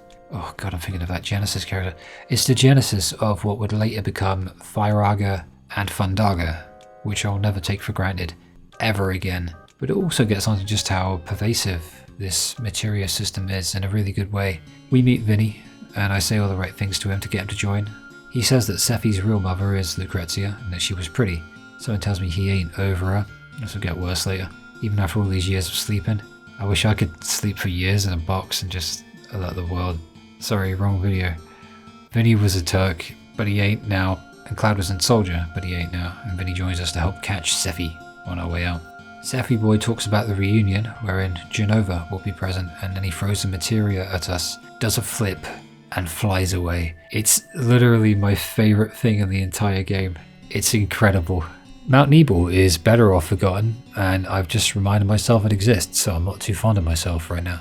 It's awful to navigate due to the reliance on depth perception in a game that has a poor comprehension of the phenomena of depth perception to begin with. The monsters are quite difficult, but eventually just annoying and in the way as you realise you went the wrong way and have to track all the way back. The materia keeper does have to be beaten, and there are tubes you can slide down to get items and stuff, but that just becomes annoying too, because if you want all of the things, then you're going up and down and up and down and back and forth and up and down. It's not nice to look at either, so I won't pretend it is. But hey, we're open-minded, yeah. So if you're really into long-winded dungeons that test you very much and you like to just go full ham, you'll die and go to heaven right here. Or just die to that big dragon. That said, there's something to be said for getting past this section. Feels like sort of a halfway point of the game, even though it's not. And beating it does require a good deal of knowledge of the game's inner mechanisms. So there's a positive there. So you really have to earn the right, I guess I'm saying, to come out of the other side and head to Rocket Town. The game takes the buggy away, but soon enough that won't matter at all. Rocket Town isn't Mount Nebel, so I like it more. The place is a tiny town in the middle of nowhere, and literally everyone you talk to tells you about the captain. That would be Sid. He was supposed to be the first man sent into space via the Shinra space project, until an incident happened. And that's why he's angry and swears at everyone, mainly about tea. He wants us to drink it. Shera is the one who screwed up, they say. Her heart was in the right place, but it led to the launch failing.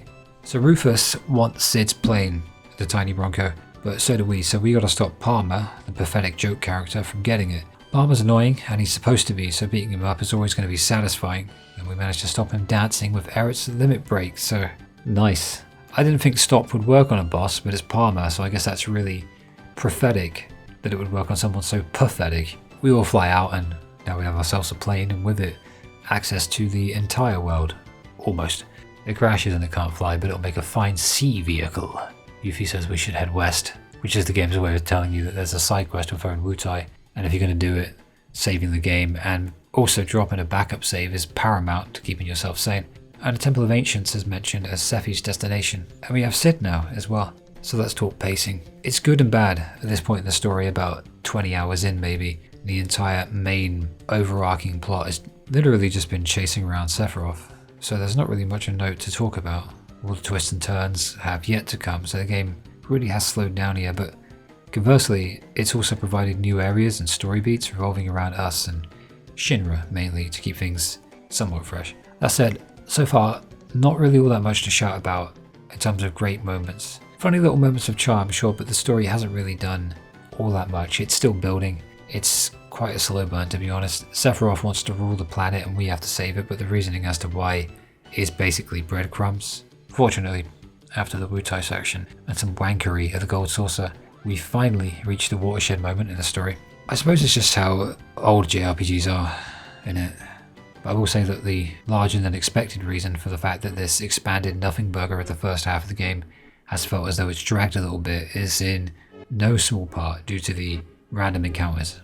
It's the random encounters and the slow nature of world map traversal prior to getting the buggy and the plane, well, the seaplane, the tiny Bronco, well, even after it to an extent, since they can only take you so far. It does feel stilted a lot of the time, and if you're not really into this, then the burnout might just begin to surface around this point. It did for me, I'll admit it. Especially if you're not aware that the story's set to go up a gear in an hour or so, which actually is what kept me engaged and allowed me to see the game through to the end. Well, that, in fact, I'm doing an essay on it. But still, with access to the water, we do have expanded access to the game's world as well, at least within its shallow waters, and with it, let's open up the essay as well. Combat's funny.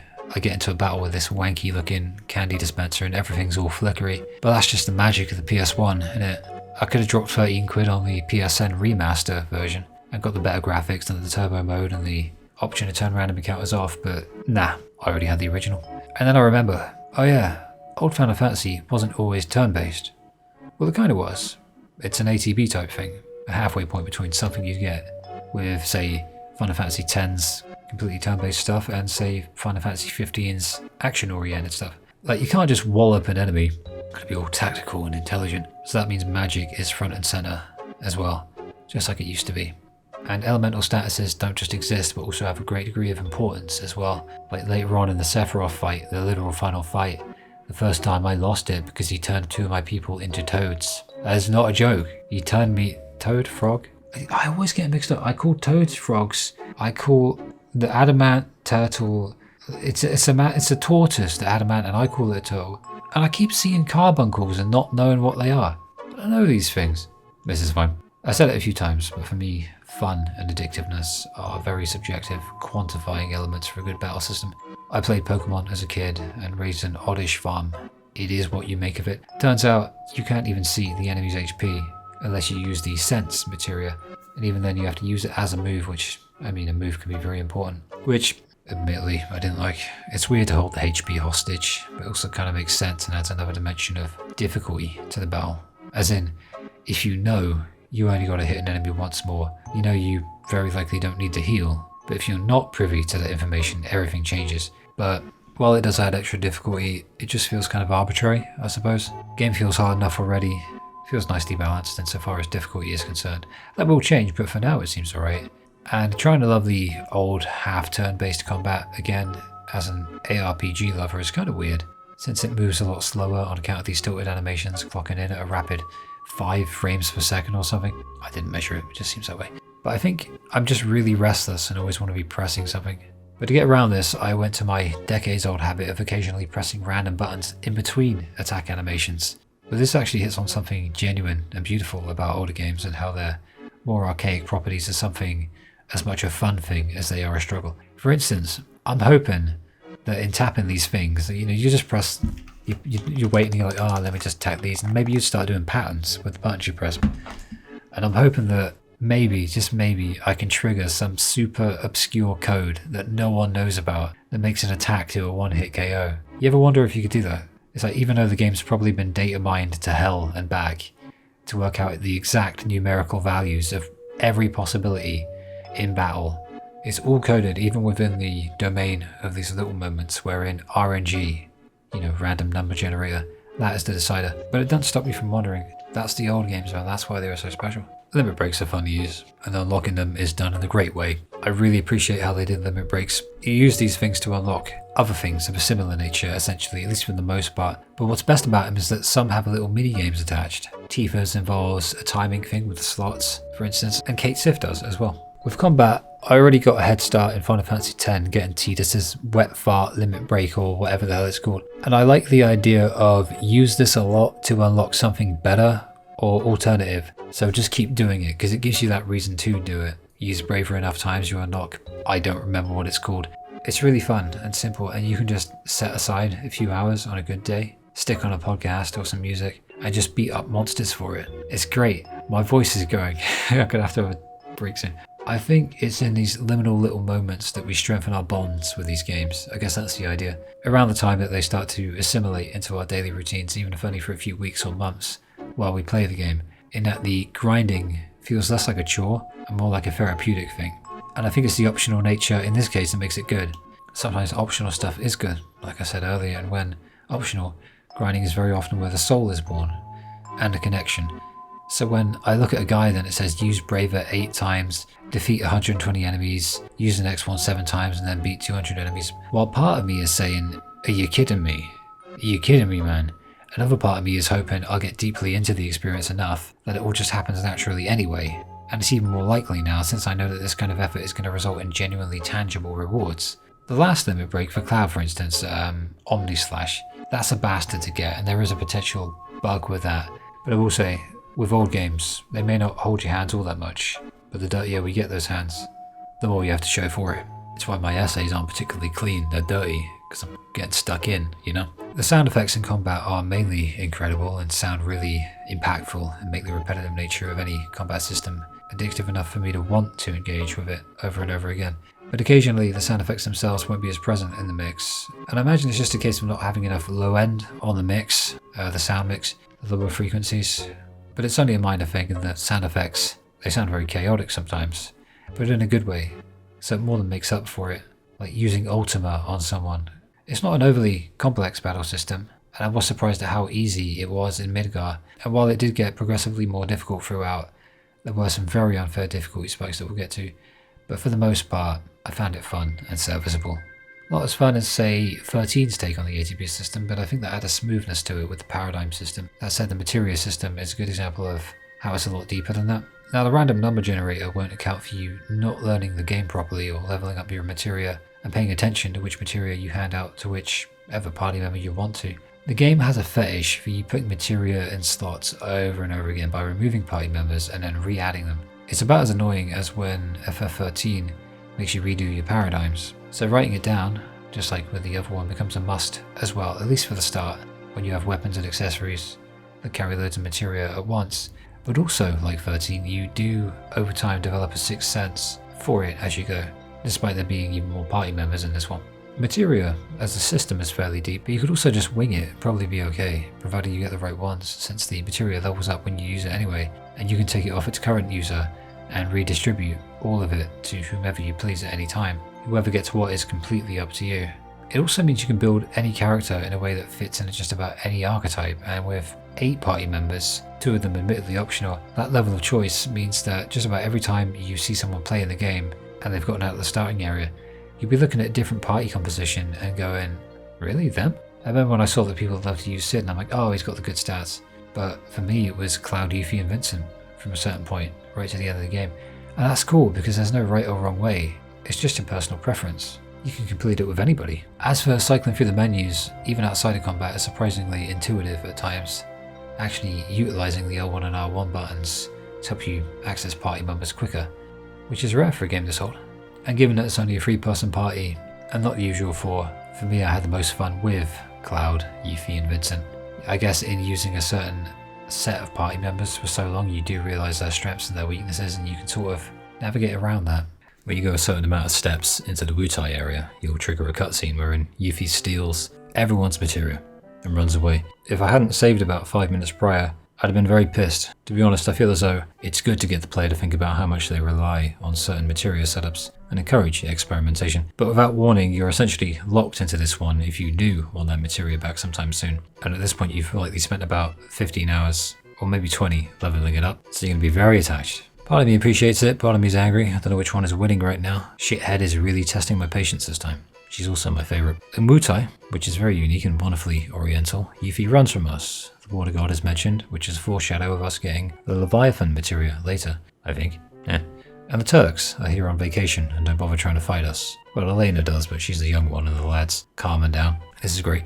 There's a really sweet materia in a shop, but the moment you get it, Yuffie descends from the ceiling and snatches it from you. Shithead finally relents when we corner her, and she tells us that Wutai used to be this great place, but after the war with Shinra, it became a tourist town. It's the price of peace, I guess, and this is why she thinks getting loads of materia will help her, maybe fight back more. She even praises us to her father during an argument with him, because we're actually fighting back against the Shinra.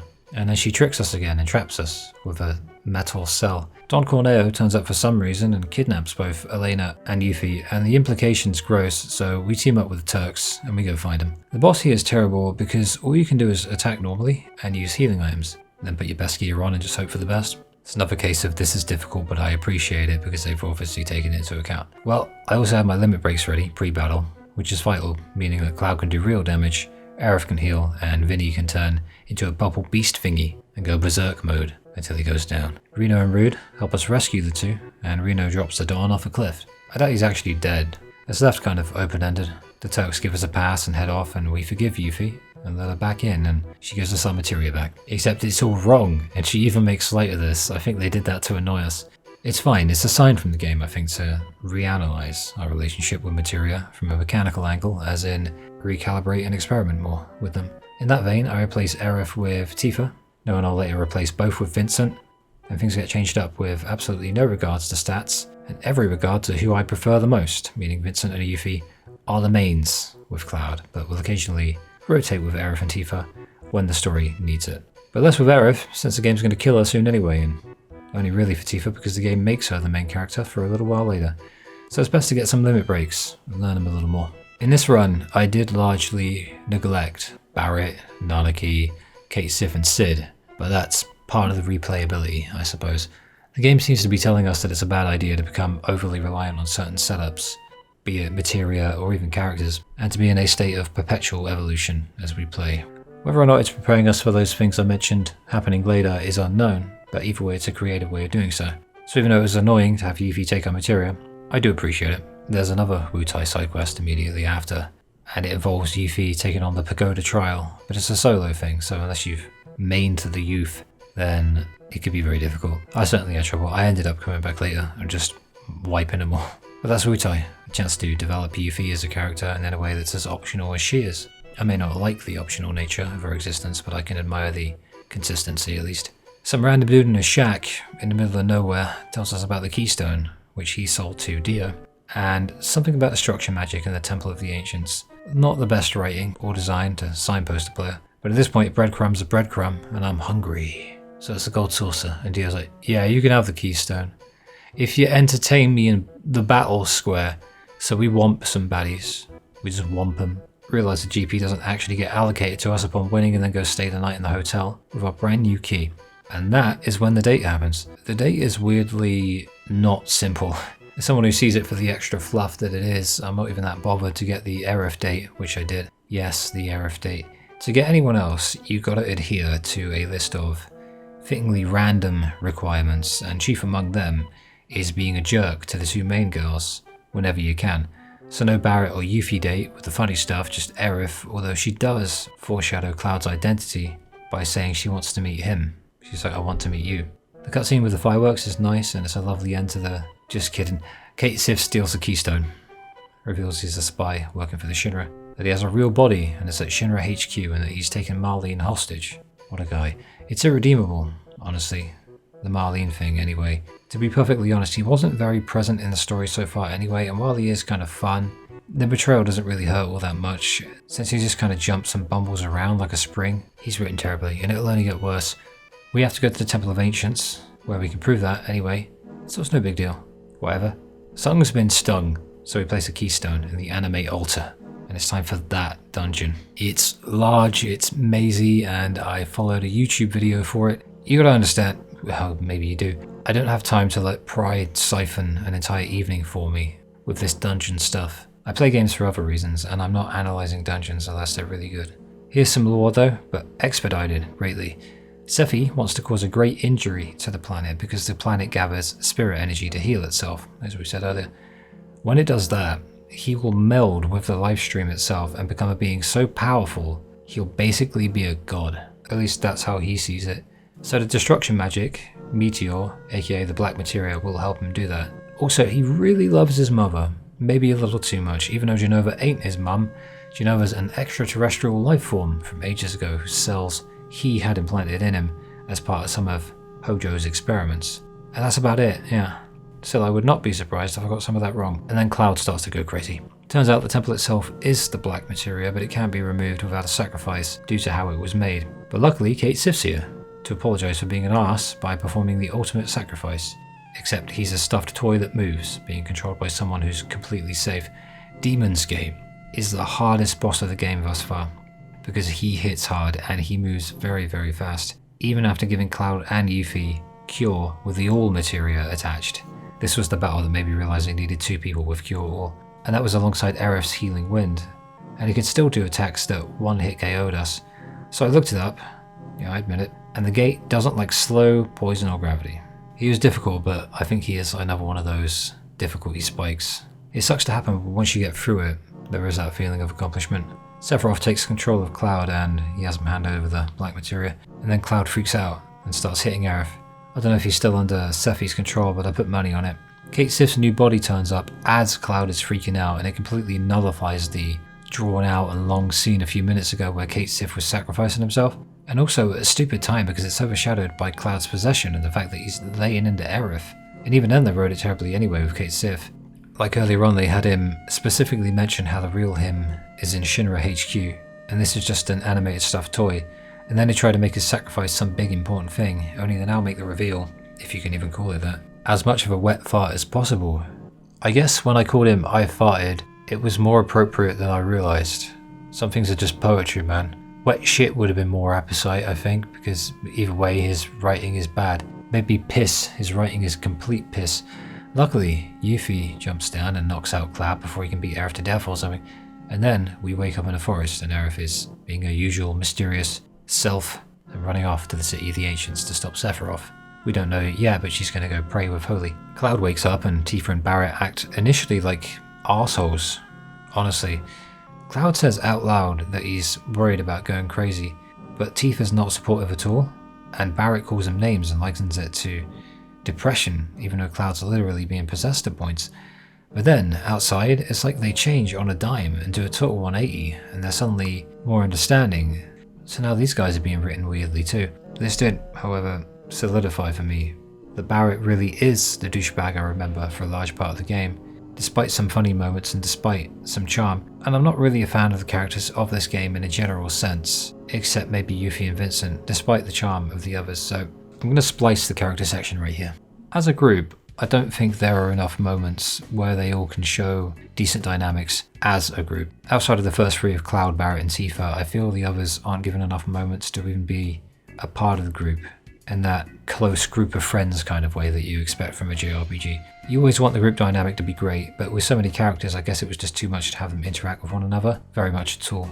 Even in scenes like the Gold Saucer before the Temple of the Ancients, everyone just kind of talks one after the other and all of their attention is fixated on Cloud because he's the MC, with the exception of a few moments here and there, and we'll talk about them as they come, but there just aren't enough of them, is my issue with it. They feel like a loose bunch of people thrown together at first, but also at the end. And while JRPG parties often do feel like a loose bunch of people thrown together at the start, the greatest games will always end with those people having become really close to the point that it feels like a family, and there's a bunch of moments you remember in which they all had a good laugh. And once again, this game has a few, but compared to others, just not enough for me. Even FF12 had a closer group of party members than this, and that game gets absolutely derided for how the characters are all basically pawning off the main character tag on whomever's closest to him before running away. Should have been Balfia or Ash, one game at a time. So Cloud is a dude who compensates by making a sword out of a car door, and that's fun. He doesn't care much about anything at first, or so he claims, but that changes over time as he loses and then ultimately finds himself, mainly thanks to Tifa, but also the others to an extent, and himself. I like his mannerisms, I like how flashy he is, and while I do think his character arc depends a little too heavily on the Sephiroth thing, that's only due to the repetitive nature of the flashbacks and the headaches and the words on the screen and so on and so forth. Altogether though, by the end, he becomes your typical hero's journey type protagonist in a few ways, manages to save the world. His dialogue is as stilted as everybody else's, but he's a guy you can get behind. I think Cloud's an alright protagonist. Barrett is kind of a giant piece of crap sometimes in this original version. He literally attacks a dude on a train, he punches Biggs across the room, acts like a complete psychopath sometimes, but then I remember it's an old game and it's very anime. All games are anime, it's just levels, there are levels to this shit. These things aren't meant to be taken seriously, and when everyone looks like a sentient collection of Lego blocks, it's difficult to get too hung up on it anyway. The other side of this phenomenon is that certain serious moments don't hit as hard either, which is understandable. When you have a more realistic face and a voice to go with it, it's easier to forge that bond with a character, and maybe that's why it was so hard to see Barrett as anything other than our resident roid rage guy, but at least outside of his more genuine moments, where he shows his nicer side. And while he does mellow out a little as the game goes on, and his excitable mannerisms are kind of funny, and he even tries to shoot some fireworks with his gun, there are far too many instances of him just being a douchebag and a bully, and the scene where he berates Cloud for something that wasn't his fault was just the straw that broke the camel's back, even when he did just turn on a dime a little after that and start acting nicer. That kind of transformation is cool when it's done well, but like most of the characters, he just kept flip-flopping back and forth between the two, and it got jarring, I suppose. Next up we have Italian Senator Tifa Lockhart. Odd one. I know she's nice and strong in battle, so it's easy to develop a liking for her as a childhood sweetheart and ignore her weirdness throughout. She's the protagonist for a small portion of the story and drives everything forward for a spell, but then goes right back to love interest for the hero. And love interest characters can actually be good if written well. I often hear it said, people will say, oh, they do nothing for the plot, they're not needed for it. Well, they don't need to be needed for the plot, they just need to be nice to have on screen.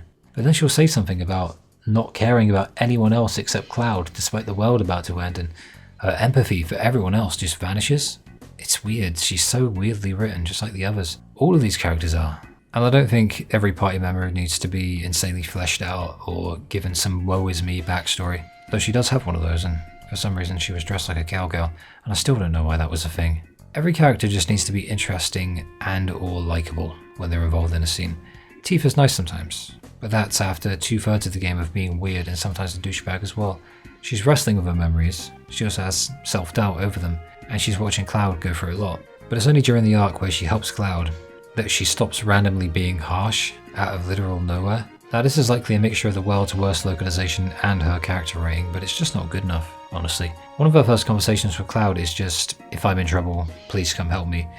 So I like that they at least subverted that with her helping Cloud later on, but yeah, Tifa's nowhere near as nice as I remembered.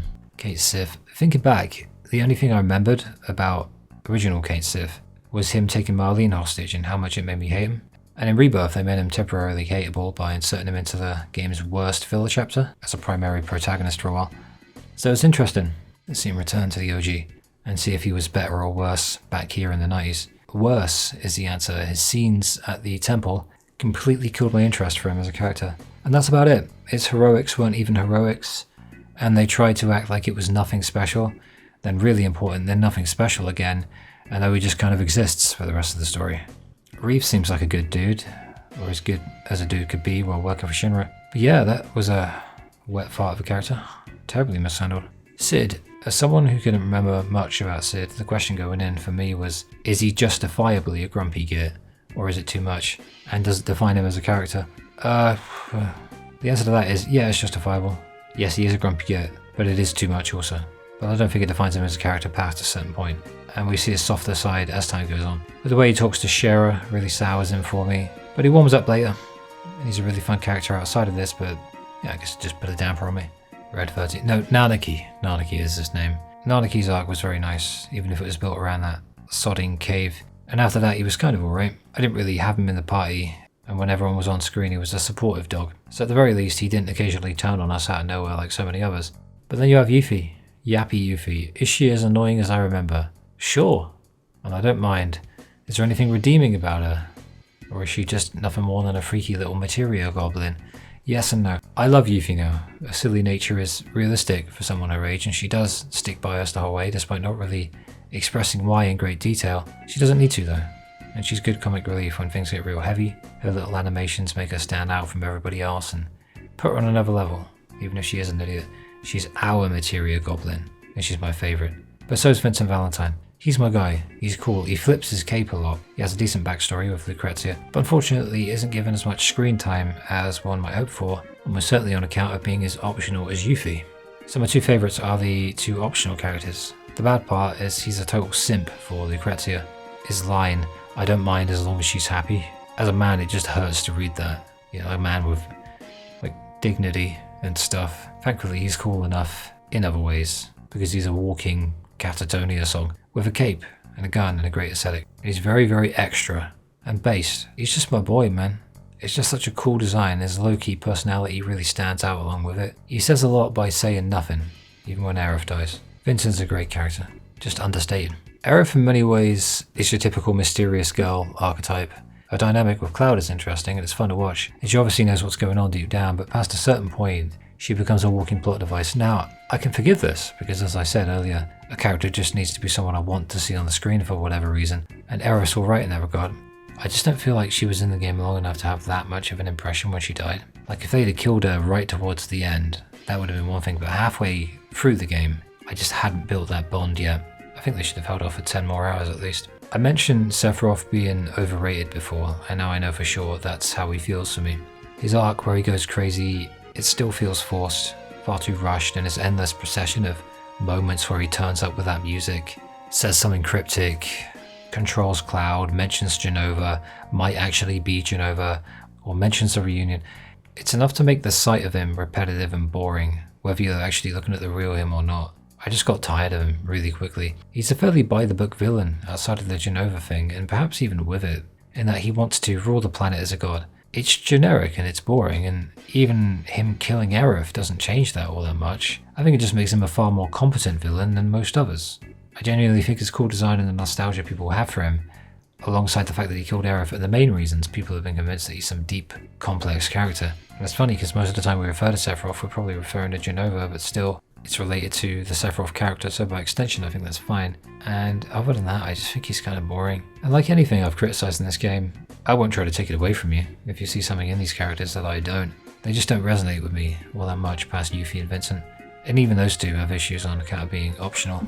So the eagle-eyed among you may have noticed that I haven't touched on the supposed love triangle between Cloud and Aerith and Tifa. And there's a good reason for that. I don't care. I've never seen this kind of thing done well. I've never seen a so-called love triangle done well in anything, or in a way that adds to a story. It's almost always written terribly, and it would be better off removed from the game. So, no.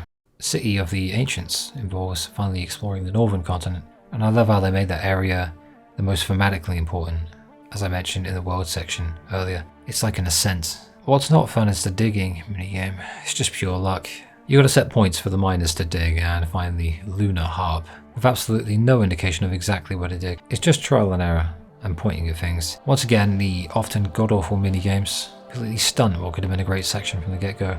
The story is really heating up now, and apparently this is the time to stick this boring, uninspired minigame that's purely luck-based and involves pointing at things and waiting. The music in the Forgotten Capital is incredible though.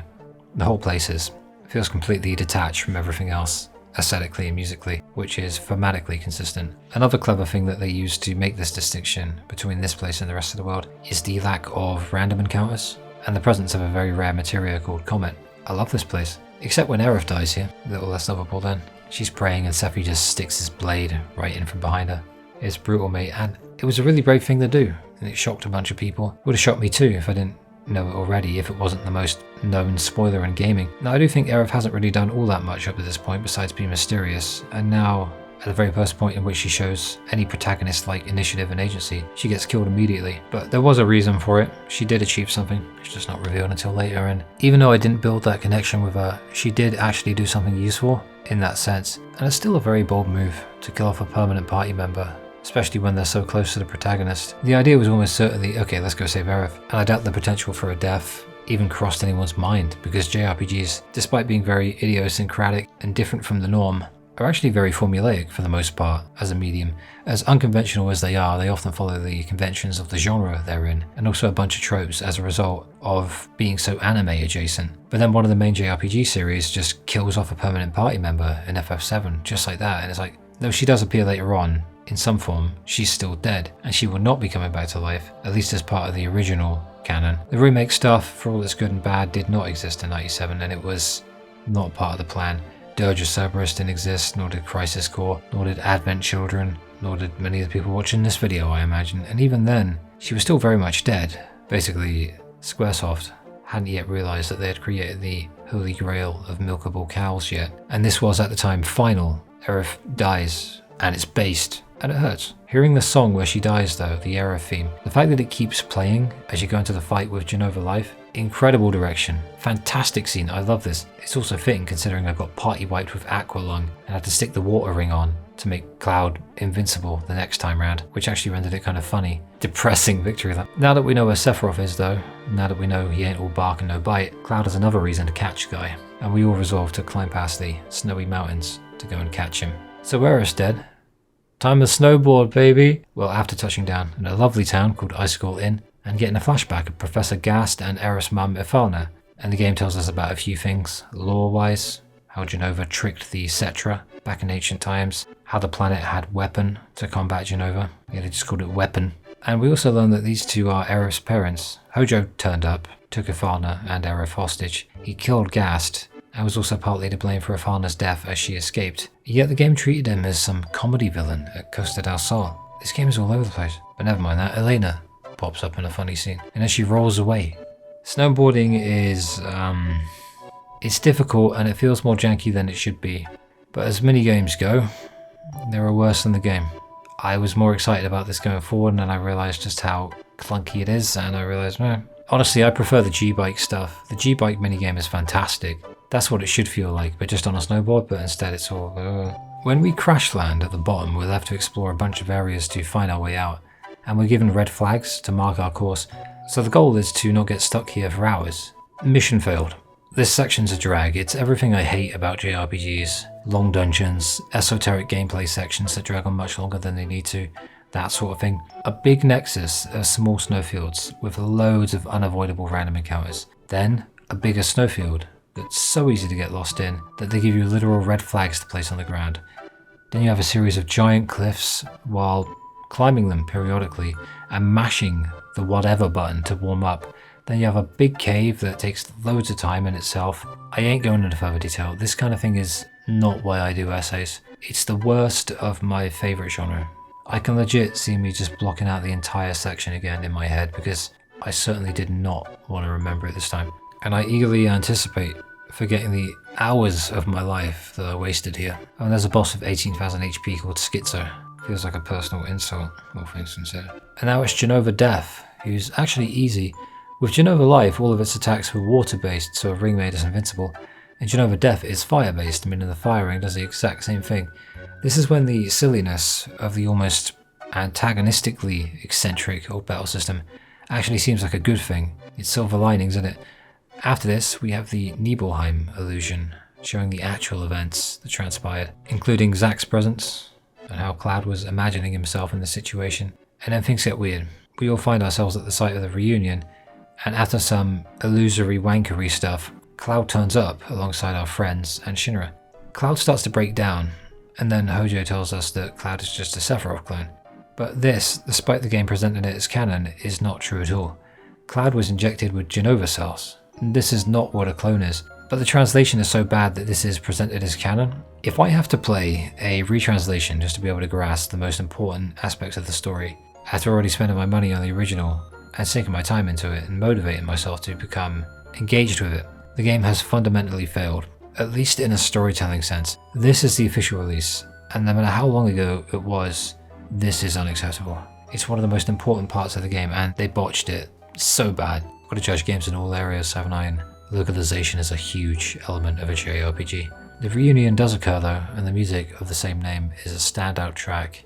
I think it is a very good scene. This is basically all of the pieces of Jenova reassembling and proving correct Hojo's theory that Jenova wants to be one. Jenova is basically a giant magnet. Cloud is told that he was just a failed experiment without a number, and he begs Hojo to give him a number, which is really sad, and Tifa has to stand there and watch all of this. You know, Cloud being reduced to a poor, weak fool. In real life, it would give her the ick and she'd go bang someone else, but this is video game land, baby. But before that, Cloud gives the real Sephi the black materia, who's in a giant blue egg, causing everyone to evacuate together. Rufus has an excuse for letting us come with him, and that's that we have information that he wants. And as we're escaping, the weapons awaken. One of the coolest scenes in the game.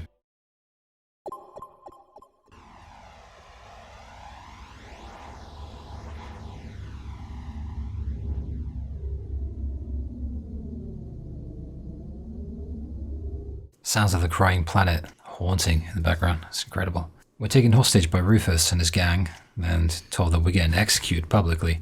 Wonderful stuff. The method of choice is a gas room. I have a feeling using the correct terminology will get me shadow banned. Running out of ways to say that the 90s were a very different time. Holy shit. Weapons on a rampage though. So we have our diversion, especially when Kate Sif, meaning Reeve, puts Scarlet to sleep. Says he hates that broad. I think those were his words. Weapon attacks, survives Junon's big cannon, and after finding her pretending to be a news reporter, we recruit Yuffie again, who's the best. Junon's cannon officially goes over Weapon. Weapon finally jobs, and he jobs to a cannon. Tifa escapes and has a slap fight with Scarlet, which we can actually control ourselves. And then one of the best scenes in the game. The gang saves Tifa, we escape in the high wind, and now we have our own airship.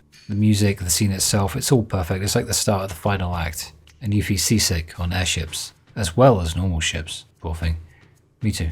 Well, I've never been on an airship, but I imagine. So now Tifa is the protagonist for a little while, and we're going to go find Cloud. Thankfully, I remember him being in Medeal in the southeast. We go find Cloud right away, and he's got advanced Marco poisoning, and probably every other condition imaginable by looking at his face. And he just sits there in that squeaky chair now, which makes very funny noises and makes it impossible not to find this scene funny. I'm sorry, the noises, they went too hammy with it. I can't take this seriously. The music's sad, at least. I can hear it in my head, way too vividly. Tifa stays with him and says she doesn't care about anything else, just Cloud, which as I mentioned earlier was really weird. It looked like she was going to be proactive from now on, but it only lasted until she found her beloved Chad once more. And now, once again, her entire existence is about being by Chad Cloud's side. Or cloudcel. He's really not a cloudcel, he's a Cloud Chad, really.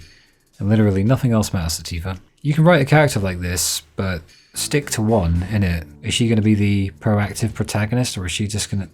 Whatever. So depending on how long you mess about in the world before finding Cloud, Tifa might not be the leader for long, but then Sid takes over because Barrett thought it was a cool idea. So we spy on the Shinra, and they mention the huge materia that we need in Corel and Fort Condor. So it's simple enough, if not a little padded and fillery. Huge materia. It's huge. So we can get it from both places. The end. Fine. We screw up the train thing, and Corel gets demolished, and honestly, I don't really care because of the way they treated Barrett. I kind of laughed when it happened. Corel had a train run through it. It's funny. But then we're forced to play Fort Condor, which is not funny. Although I did realise that if you just let him get right to the end, you can just fight the boss at the end and win quickly that way. And so I was wasting my money the other times that I played it, which is annoying. Ultimate Weapon turns up and almost wipes us, but thankfully it's just a pretend fight, and you just gotta survive for a few turns, and it'll fly away. The livestream swallows Medeal whole, almost, and Tifa and Cloud fall in. But it's hard to feel sad because Cloud's face looks funny. The next sequence really drags on, but it's worth it in the end. It involves diving into Cloud's subconscious through the livestream and piecing together the truth of his past, which is actually quite simple, funnily enough. Zack was the one in Soldier, Cloud was there as a grunt, never quite made it, and when Sephi went mad, Cloud was the one who defeated him in combat, ironically, and threw him down into the reactor, into all that Marco. Also, just about everything he did was to be noticed by Tifa, implying an obvious mega crush. Cloud and Tifa's relationship is really fleshed out, I think, and this is a nice way of communicating that to the player, and after Cloud apologises to everyone, he even quotes Barrett, saying, "There ain't no getting off this train we own." Then everybody laughs. The upbeat music plays, and it's like, okay, let's finish this game. And it's nice too, because the mid-section of the game dragged on, especially with the snow stuff. But Cloud seems a changed man now. He even gives Yuffie advice on the travel sickness, and this is like the most together the party has ever felt at any point during the game. I mean, I remember lamenting that we don't get enough of this, but we get some, and that's far better than nothing. For all the criticisms I have of this game, I'll always admit that the highs are as high as the lows are low, sometimes.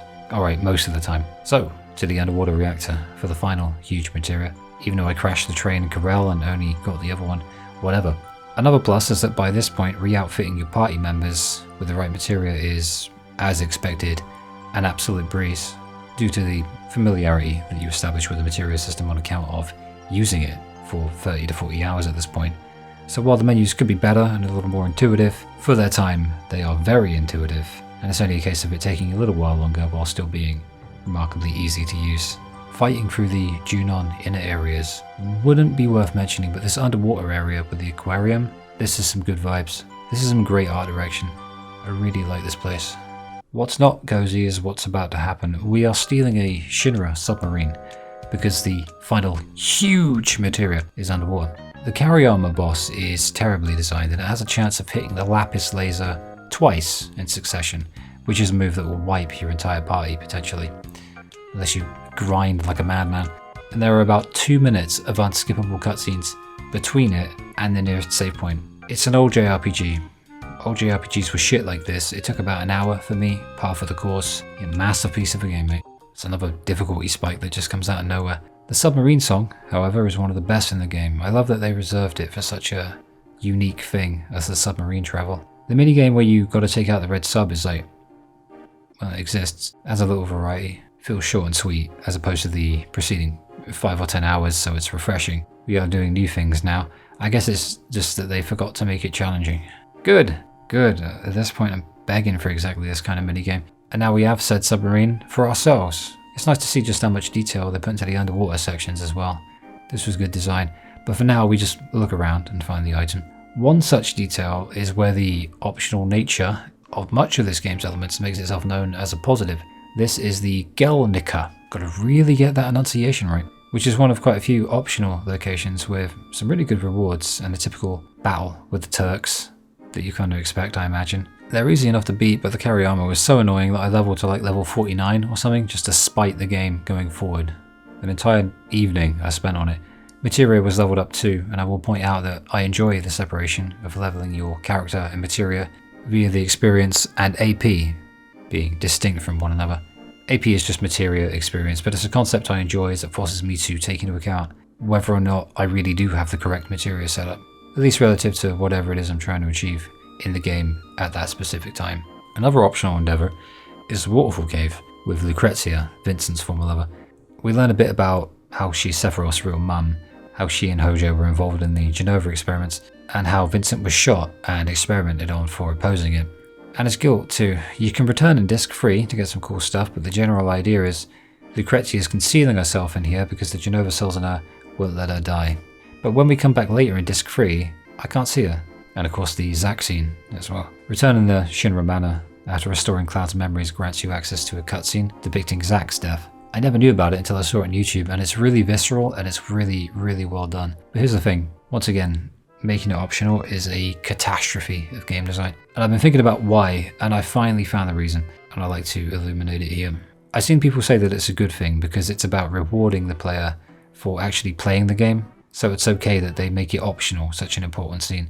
And also it's not spoon-feeding people. But this argument is remarkably weak, and I think it's disingenuous as well. But I'll engage with it anyway to make the point. My first counter to that would be that it isn't spoon-feeding the player to not require them to do some arbitrary nonsense that they never ascertain without a guide in order to unlock one of the most important scenes in the entire game. My second rebuttal would have to be that in simply completing this much of the game, we've proved that we're not being spoon-fed at all. It has been earned through tens and tens of hours of engagement with the systems of the game as we've developed a mastery of it. And I say that because if you haven't developed such a thing by now, then you would not have gotten past those difficult bosses, the difficulty spikes. It takes hours of dedication, tens of hours, meaning it's not spoon feeding at all. This game is not an easy game. Maybe for a hardcore JRPG guy who's okay spending hundreds of hours on it, but it's an old JRPG from the 90s, and while I do advocate for a middle ground between the haphazard and nonsensical and generally arbitrary nature of the old stuff and the yellow paint mantra of the current day climate that makes games far too easy, this is far too extreme on that initial end of that spectrum. So after taking into account the arguments for it that I could find, I'm honestly only more firm in my position that making all of these great things in this game optional was a terrible, indefensible idea. And seeing how easy it is to deconstruct the defense of it only further reinforces that, because perhaps there's another reason, but when weighed up against the tsunami of annoying, idiosyncratic and unnecessary things that this game makes you do in order to get even just They just don't stand up to the scrutiny, these defenses. One could conceivably use a guide, but as ever, my position is that having to travel outside of the dimension of the game itself in order to proceed with it in any tangible way is a catastrophic failure of game design. So, I guess to bookend my position on important things being made not only optional but difficult to find on your own, or in this case, completely impossible unless you're like the luckiest person on earth, while the occasional divergence from the game's established structure can be a positive thing within the right context, attaching critical information or experiences to the process of such a haphazard interpolation just has no net positive whatsoever. Alright, I'll shrink it a little more. I know I speak weird. You don't want your comprehension of vital lore to be contingent upon whether or not you saw it in a fucking YouTube comment a year later. After a sequence where we literally go to space in Sid's rocket and he becomes nicer to Shara, the rocket crashes into Meteor, but it doesn't destroy it. We then go from Cosmo Canyon to the Forgotten City, then to the sub to find the key to the Ancients, and then back to the Forgotten City, and honestly, this section takes a lot of liberties, as is customary with long JRPGs, but that doesn't make it right. Something that could have been done in 10 to 20 minutes becomes a multiple hour experience. Anyway, Diamond Weapon. This is weird. I've genuinely struggled with so many of this game's bosses, even when they didn't seem too difficult at first glance. So I was expecting this to be an all-nighter, but it only took a few minutes. Honestly, when you get the level 3 spells, both for attack and defense, you're kind of set, providing you've got all materia that's quite leveled up and you can use it multiple times. It's funny that weapon's supposed to be protecting the planet, and yet here we are with Shinra trying to nuke it because it went apeshit and it's headed for Midgar. Also, said nuke extracts all of the Marco energy from the city to use for the magic railway cannon thingy. It was all Scarlet's idea. Shinra just do not care about anyone but themselves. Weapon fires a bunch of missiles at Midgar and Rufus gets hit through his window. I've seen Advent Children, so I know what happens, but I guess it was open-ended in the OG. Reeve is found out by us, but also Shinra, so he's taken into custody by Scarlet and Heidegger. And we need to return to Midgar to stop Hojo, who, well, he hasn't gone rogue, he was always a selfish bastard. We just gotta stop him. He's given the energy to Sephiroth. He wants to see what his son does. The return to Midgar is really special because for the first 8 hours or so, it was the entire game and seemed like its own world. And now we head back, completely changed, but with the context of the wider world known to us. So it feels tiny now by comparison. At least until you return. Return to your beginnings for the player, I like it. The Turks appear one last time, and interestingly here, you can either fight them or strike a truce. I choose not to fight them because I've grown to like them all. Besides the whole plate thing anyway, they're all very likeable. And besides, Avalanche may not have been mentioned for about 100 years, but they ain't clean either. Not many people in this game really are, to be honest. In fact, I don't think anyone is. And though there are levels to this thing, and what the Turks did, along with the reason for it, is far worse by comparison, I decided to let them go. I think I read somewhere that they help evacuate the citizens from Midgar, so it just feels like canon, you know? So Midgar's screwed, Shinra's finished, and the Turks are kind of goodies now. Nice. Scarlet and Heidegger show up in the Proud Clod, which has 60,000 HP, but is also quite useless, so we just womp it with Comet and some summons and blow up Scarlet and Heidegger for good. Bahamut and Neo Bahamut, I think I used them. I gave Phoenix to Vincent. Vincent was my Phoenix healer. Cool. Kinda wish Barrett was here to see Scarlet go down, but yeah, that's them probably dead. At least it's implied. I guess it's open-ended like Rufus, at least insofar as the original continuity. Most of the characters who were implied to have died were revealed to have survived in the sequels, but we're talking about the OG today, for the most part. Hojo's next, and it turns out he's helping Sephiroth, as mentioned earlier, because he's Sephi's father. This is where it's revealed to the player, actually, and Vincent was here as it happened, so we got a cool line. Hojo then takes some Genova cells to become a wanky demon, then a slightly less wanky demon. Beating him is more satisfying than the rest. The guy's the worst of the worst, but it's not a difficult battle at this point, if you've got Comet and Ultima and the level 3 limit breaks, alongside the level 3 offensive and restorative magic. Back at the ship, Cloud tells everyone to head out and figure out if they really want to fight this final battle, and so they go home to their families and whatnot. Meanwhile, Cloud and Tifa have that scene under the high wind. After looking it up, originally it's heavily implied that they banged, but that was too extreme to them. That's the word they used. Which makes no sense whatsoever given the weird and awful things we've seen in the game thus far. But every culture is hypocritical in its own unique way. It's what keeps things interesting. Isn't that beautiful? The next day, everyone turns up one by one, and it's one of the rare but appreciated scenes with everyone having some good banter. After this, it's disc free for the final dungeon and final boss, and I guess it's one last chance to do whatever you want to do before the big finale. The Northern Cave has a unique aspect to it. The first item you receive is a save crystal, one you can place anywhere. Upon looking it up, something I've said a lot today, the consensus seemed to be to put it right at the end, so I held on as long as I could. There's also a game-breaking glitch, apparently, that you gotta watch out for. At this point though, I have a rotation of at least 3 saves in case something balks permanently. I do that pretty much every game. Sometimes I have up to like 10 or 15. And I imagine anyone else who's a veteran of video games has that habit too. Veteran of video games. Did I just say that unironically? Yes, I did. I don't like final dungeons. Developers take liberties and forget what fun means. So I won't be analysing this one. It's annoying, but I, however, will point out that it's significantly tougher than most on account of having the one save point only, but also because pretty much every enemy, even in random encounters, hits so hard. Even at a very high level for the player, they hit like trucks. At the end, we stick the save point in the ground like a flag and we head down. First fight in Genova Synthesisa, which probably means synthesis, and it takes obscene amounts of damage to put down. But the next time you do this, because there probably will be multiple times, you find that it's actually quite easy once you figure it out. But this is a JRPG, an old JRPG. We can't save, sure, but that won't stop this final section from having boss after boss after boss. First it was Genova with her tits out for some reason, and now it's time for the 3-part Sephiroth fight. It's the final boss, it's got to have at least 3 stages, right? The music's incredible, specifically the brass coming in with the vocals, and it's an intelligent boss fight in that it adapts to how you approach the earlier stages by dynamically adapting its stats to your behaviour prior to it. The specifics are on the wiki, but I just stuck to magic and normal attacks for Genova and approached this one at level 55, 55 and 56. So that's cloudcel, crumpet and shithead, otherwise known as Cloud, Yuffie and Vincent. These two have been my go-to for the vast majority of the game now, so it's only right that we see it out with them. I love them and it makes me want to play Dirge of Cerberus. Also, if you're wondering why I haven't talked much about combat and bosses, I was exhausted. That's it. Old JRPGs have these really unassailably unfair and annoying characteristics the further into them that you get. It's a constant among them. Autosaves are the greatest invention of our time and I'll die on that hill. I love it. Like FF13's retry option. I just wanted to be done with the game at this point. Its highs are high, but the lows are real low as well.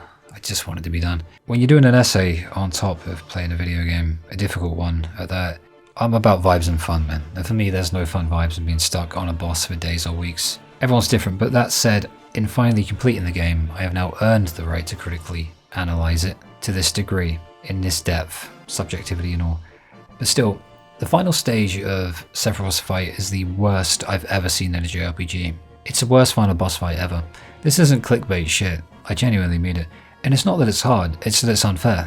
And that is the microcosm that has turned into a macrocosm and it has run through this entire game.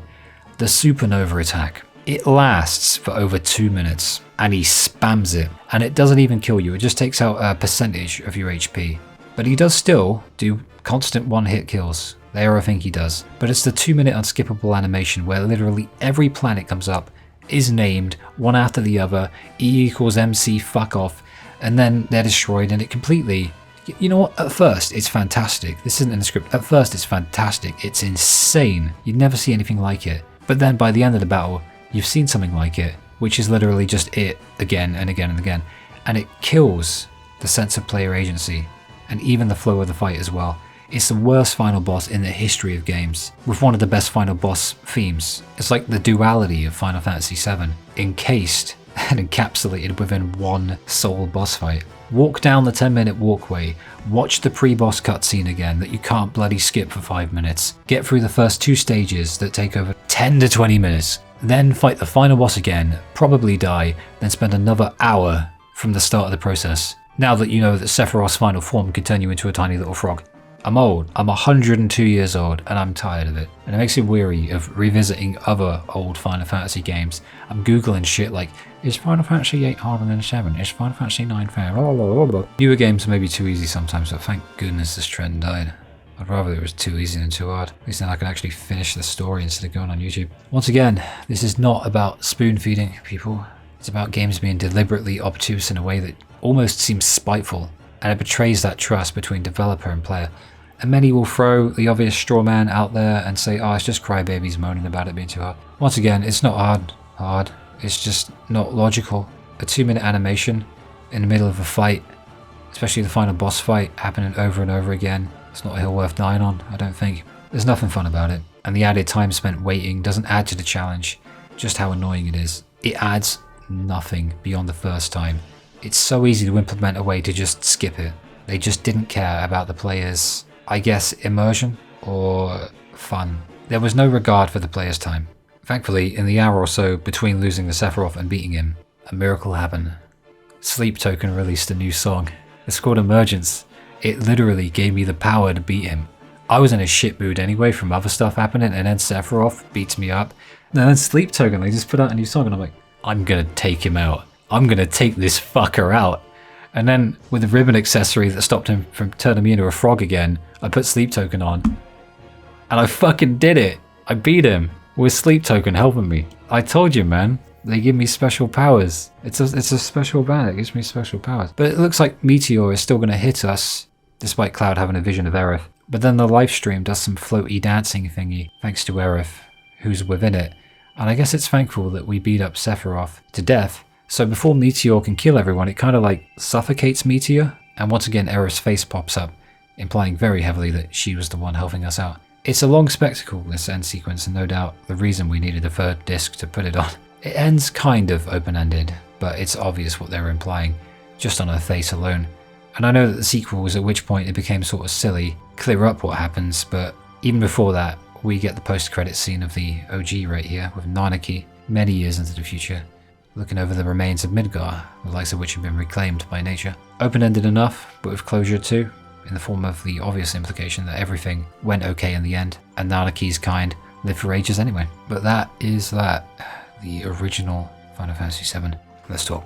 So I don't think it's a masterpiece. In fact, I think it's far from it, but it's ambitious for sure. And I do respect that, even if it went tits up quite a bit. Almost a trade-off of good versus bad. I'm not sure where the ratio really lies, but it's almost a trade-off of good and bad. You have the stilted nature of the game's mechanisms, artificially inducing a pseudo-difficulty by withholding basic information for literally no reason. Most notably in how to progress the story at many points. You have the combat that's supposed to be incredible and does have a uniquely tactical element to it that's fulfilling the more you get stuck into it, but it also ends up having many unfair difficulty spikes and arbitrary requirements, or Sephiroth's supernova that lasts for 2 minutes. It's a tale of positives and negatives, man. The graphics and art direction don't really mix well either, since it's often the case that you can't really tell what's going on the screen, which is actually not even fully a graphical issue, as mentioned, but rather an artistic one. But you also, conversely, have the incredible looking landmarks that occasionally provide a cohesion with the rest of what you see on screen. In terms of unique worlds and landmarks, the level design strikes a chord thematically, but also is often terrible from a gameplay and logistics perspective, like how even with the select button to give you indicators of what you're supposed to be interacting with, it still isn't even consistent about letting you know as much, very often leading to more frustration because of what is no doubt yet another oversight, so you don't know where to go. You have the occasionally terrible character writing at times, and you have the charming moments. You have the slightly generic villain who's only a little more interesting than your standard boring ones. The repetitive nature of many of the plot's elements, the mini-games, were almost all unintuitive and didn't take into account the innate limitations of the hardware. Limitations are fine, but you have to take them into account and not overplay your hand, is what I'm saying. I'm not saying the game is old, therefore it's crap. I'm saying they didn't account for how old it was, even if it was cutting edge at the time. And because of that, I think that oversight sort of extends to other things, and that the game is riddled with bugs and glitches, some of which are literally game-breaking. And the lack of simple signposting in a way that adds artificial difficulty that didn't need to be there, and protracts playtime for no reason other than it being a terrible oversight, it just gets to me as I'm trying to play it. Far too many random encounters sometimes turn this open world into more of a chore than something to explore. And it's just funny, I guess, because it still is really charming. And I can't say it's bad.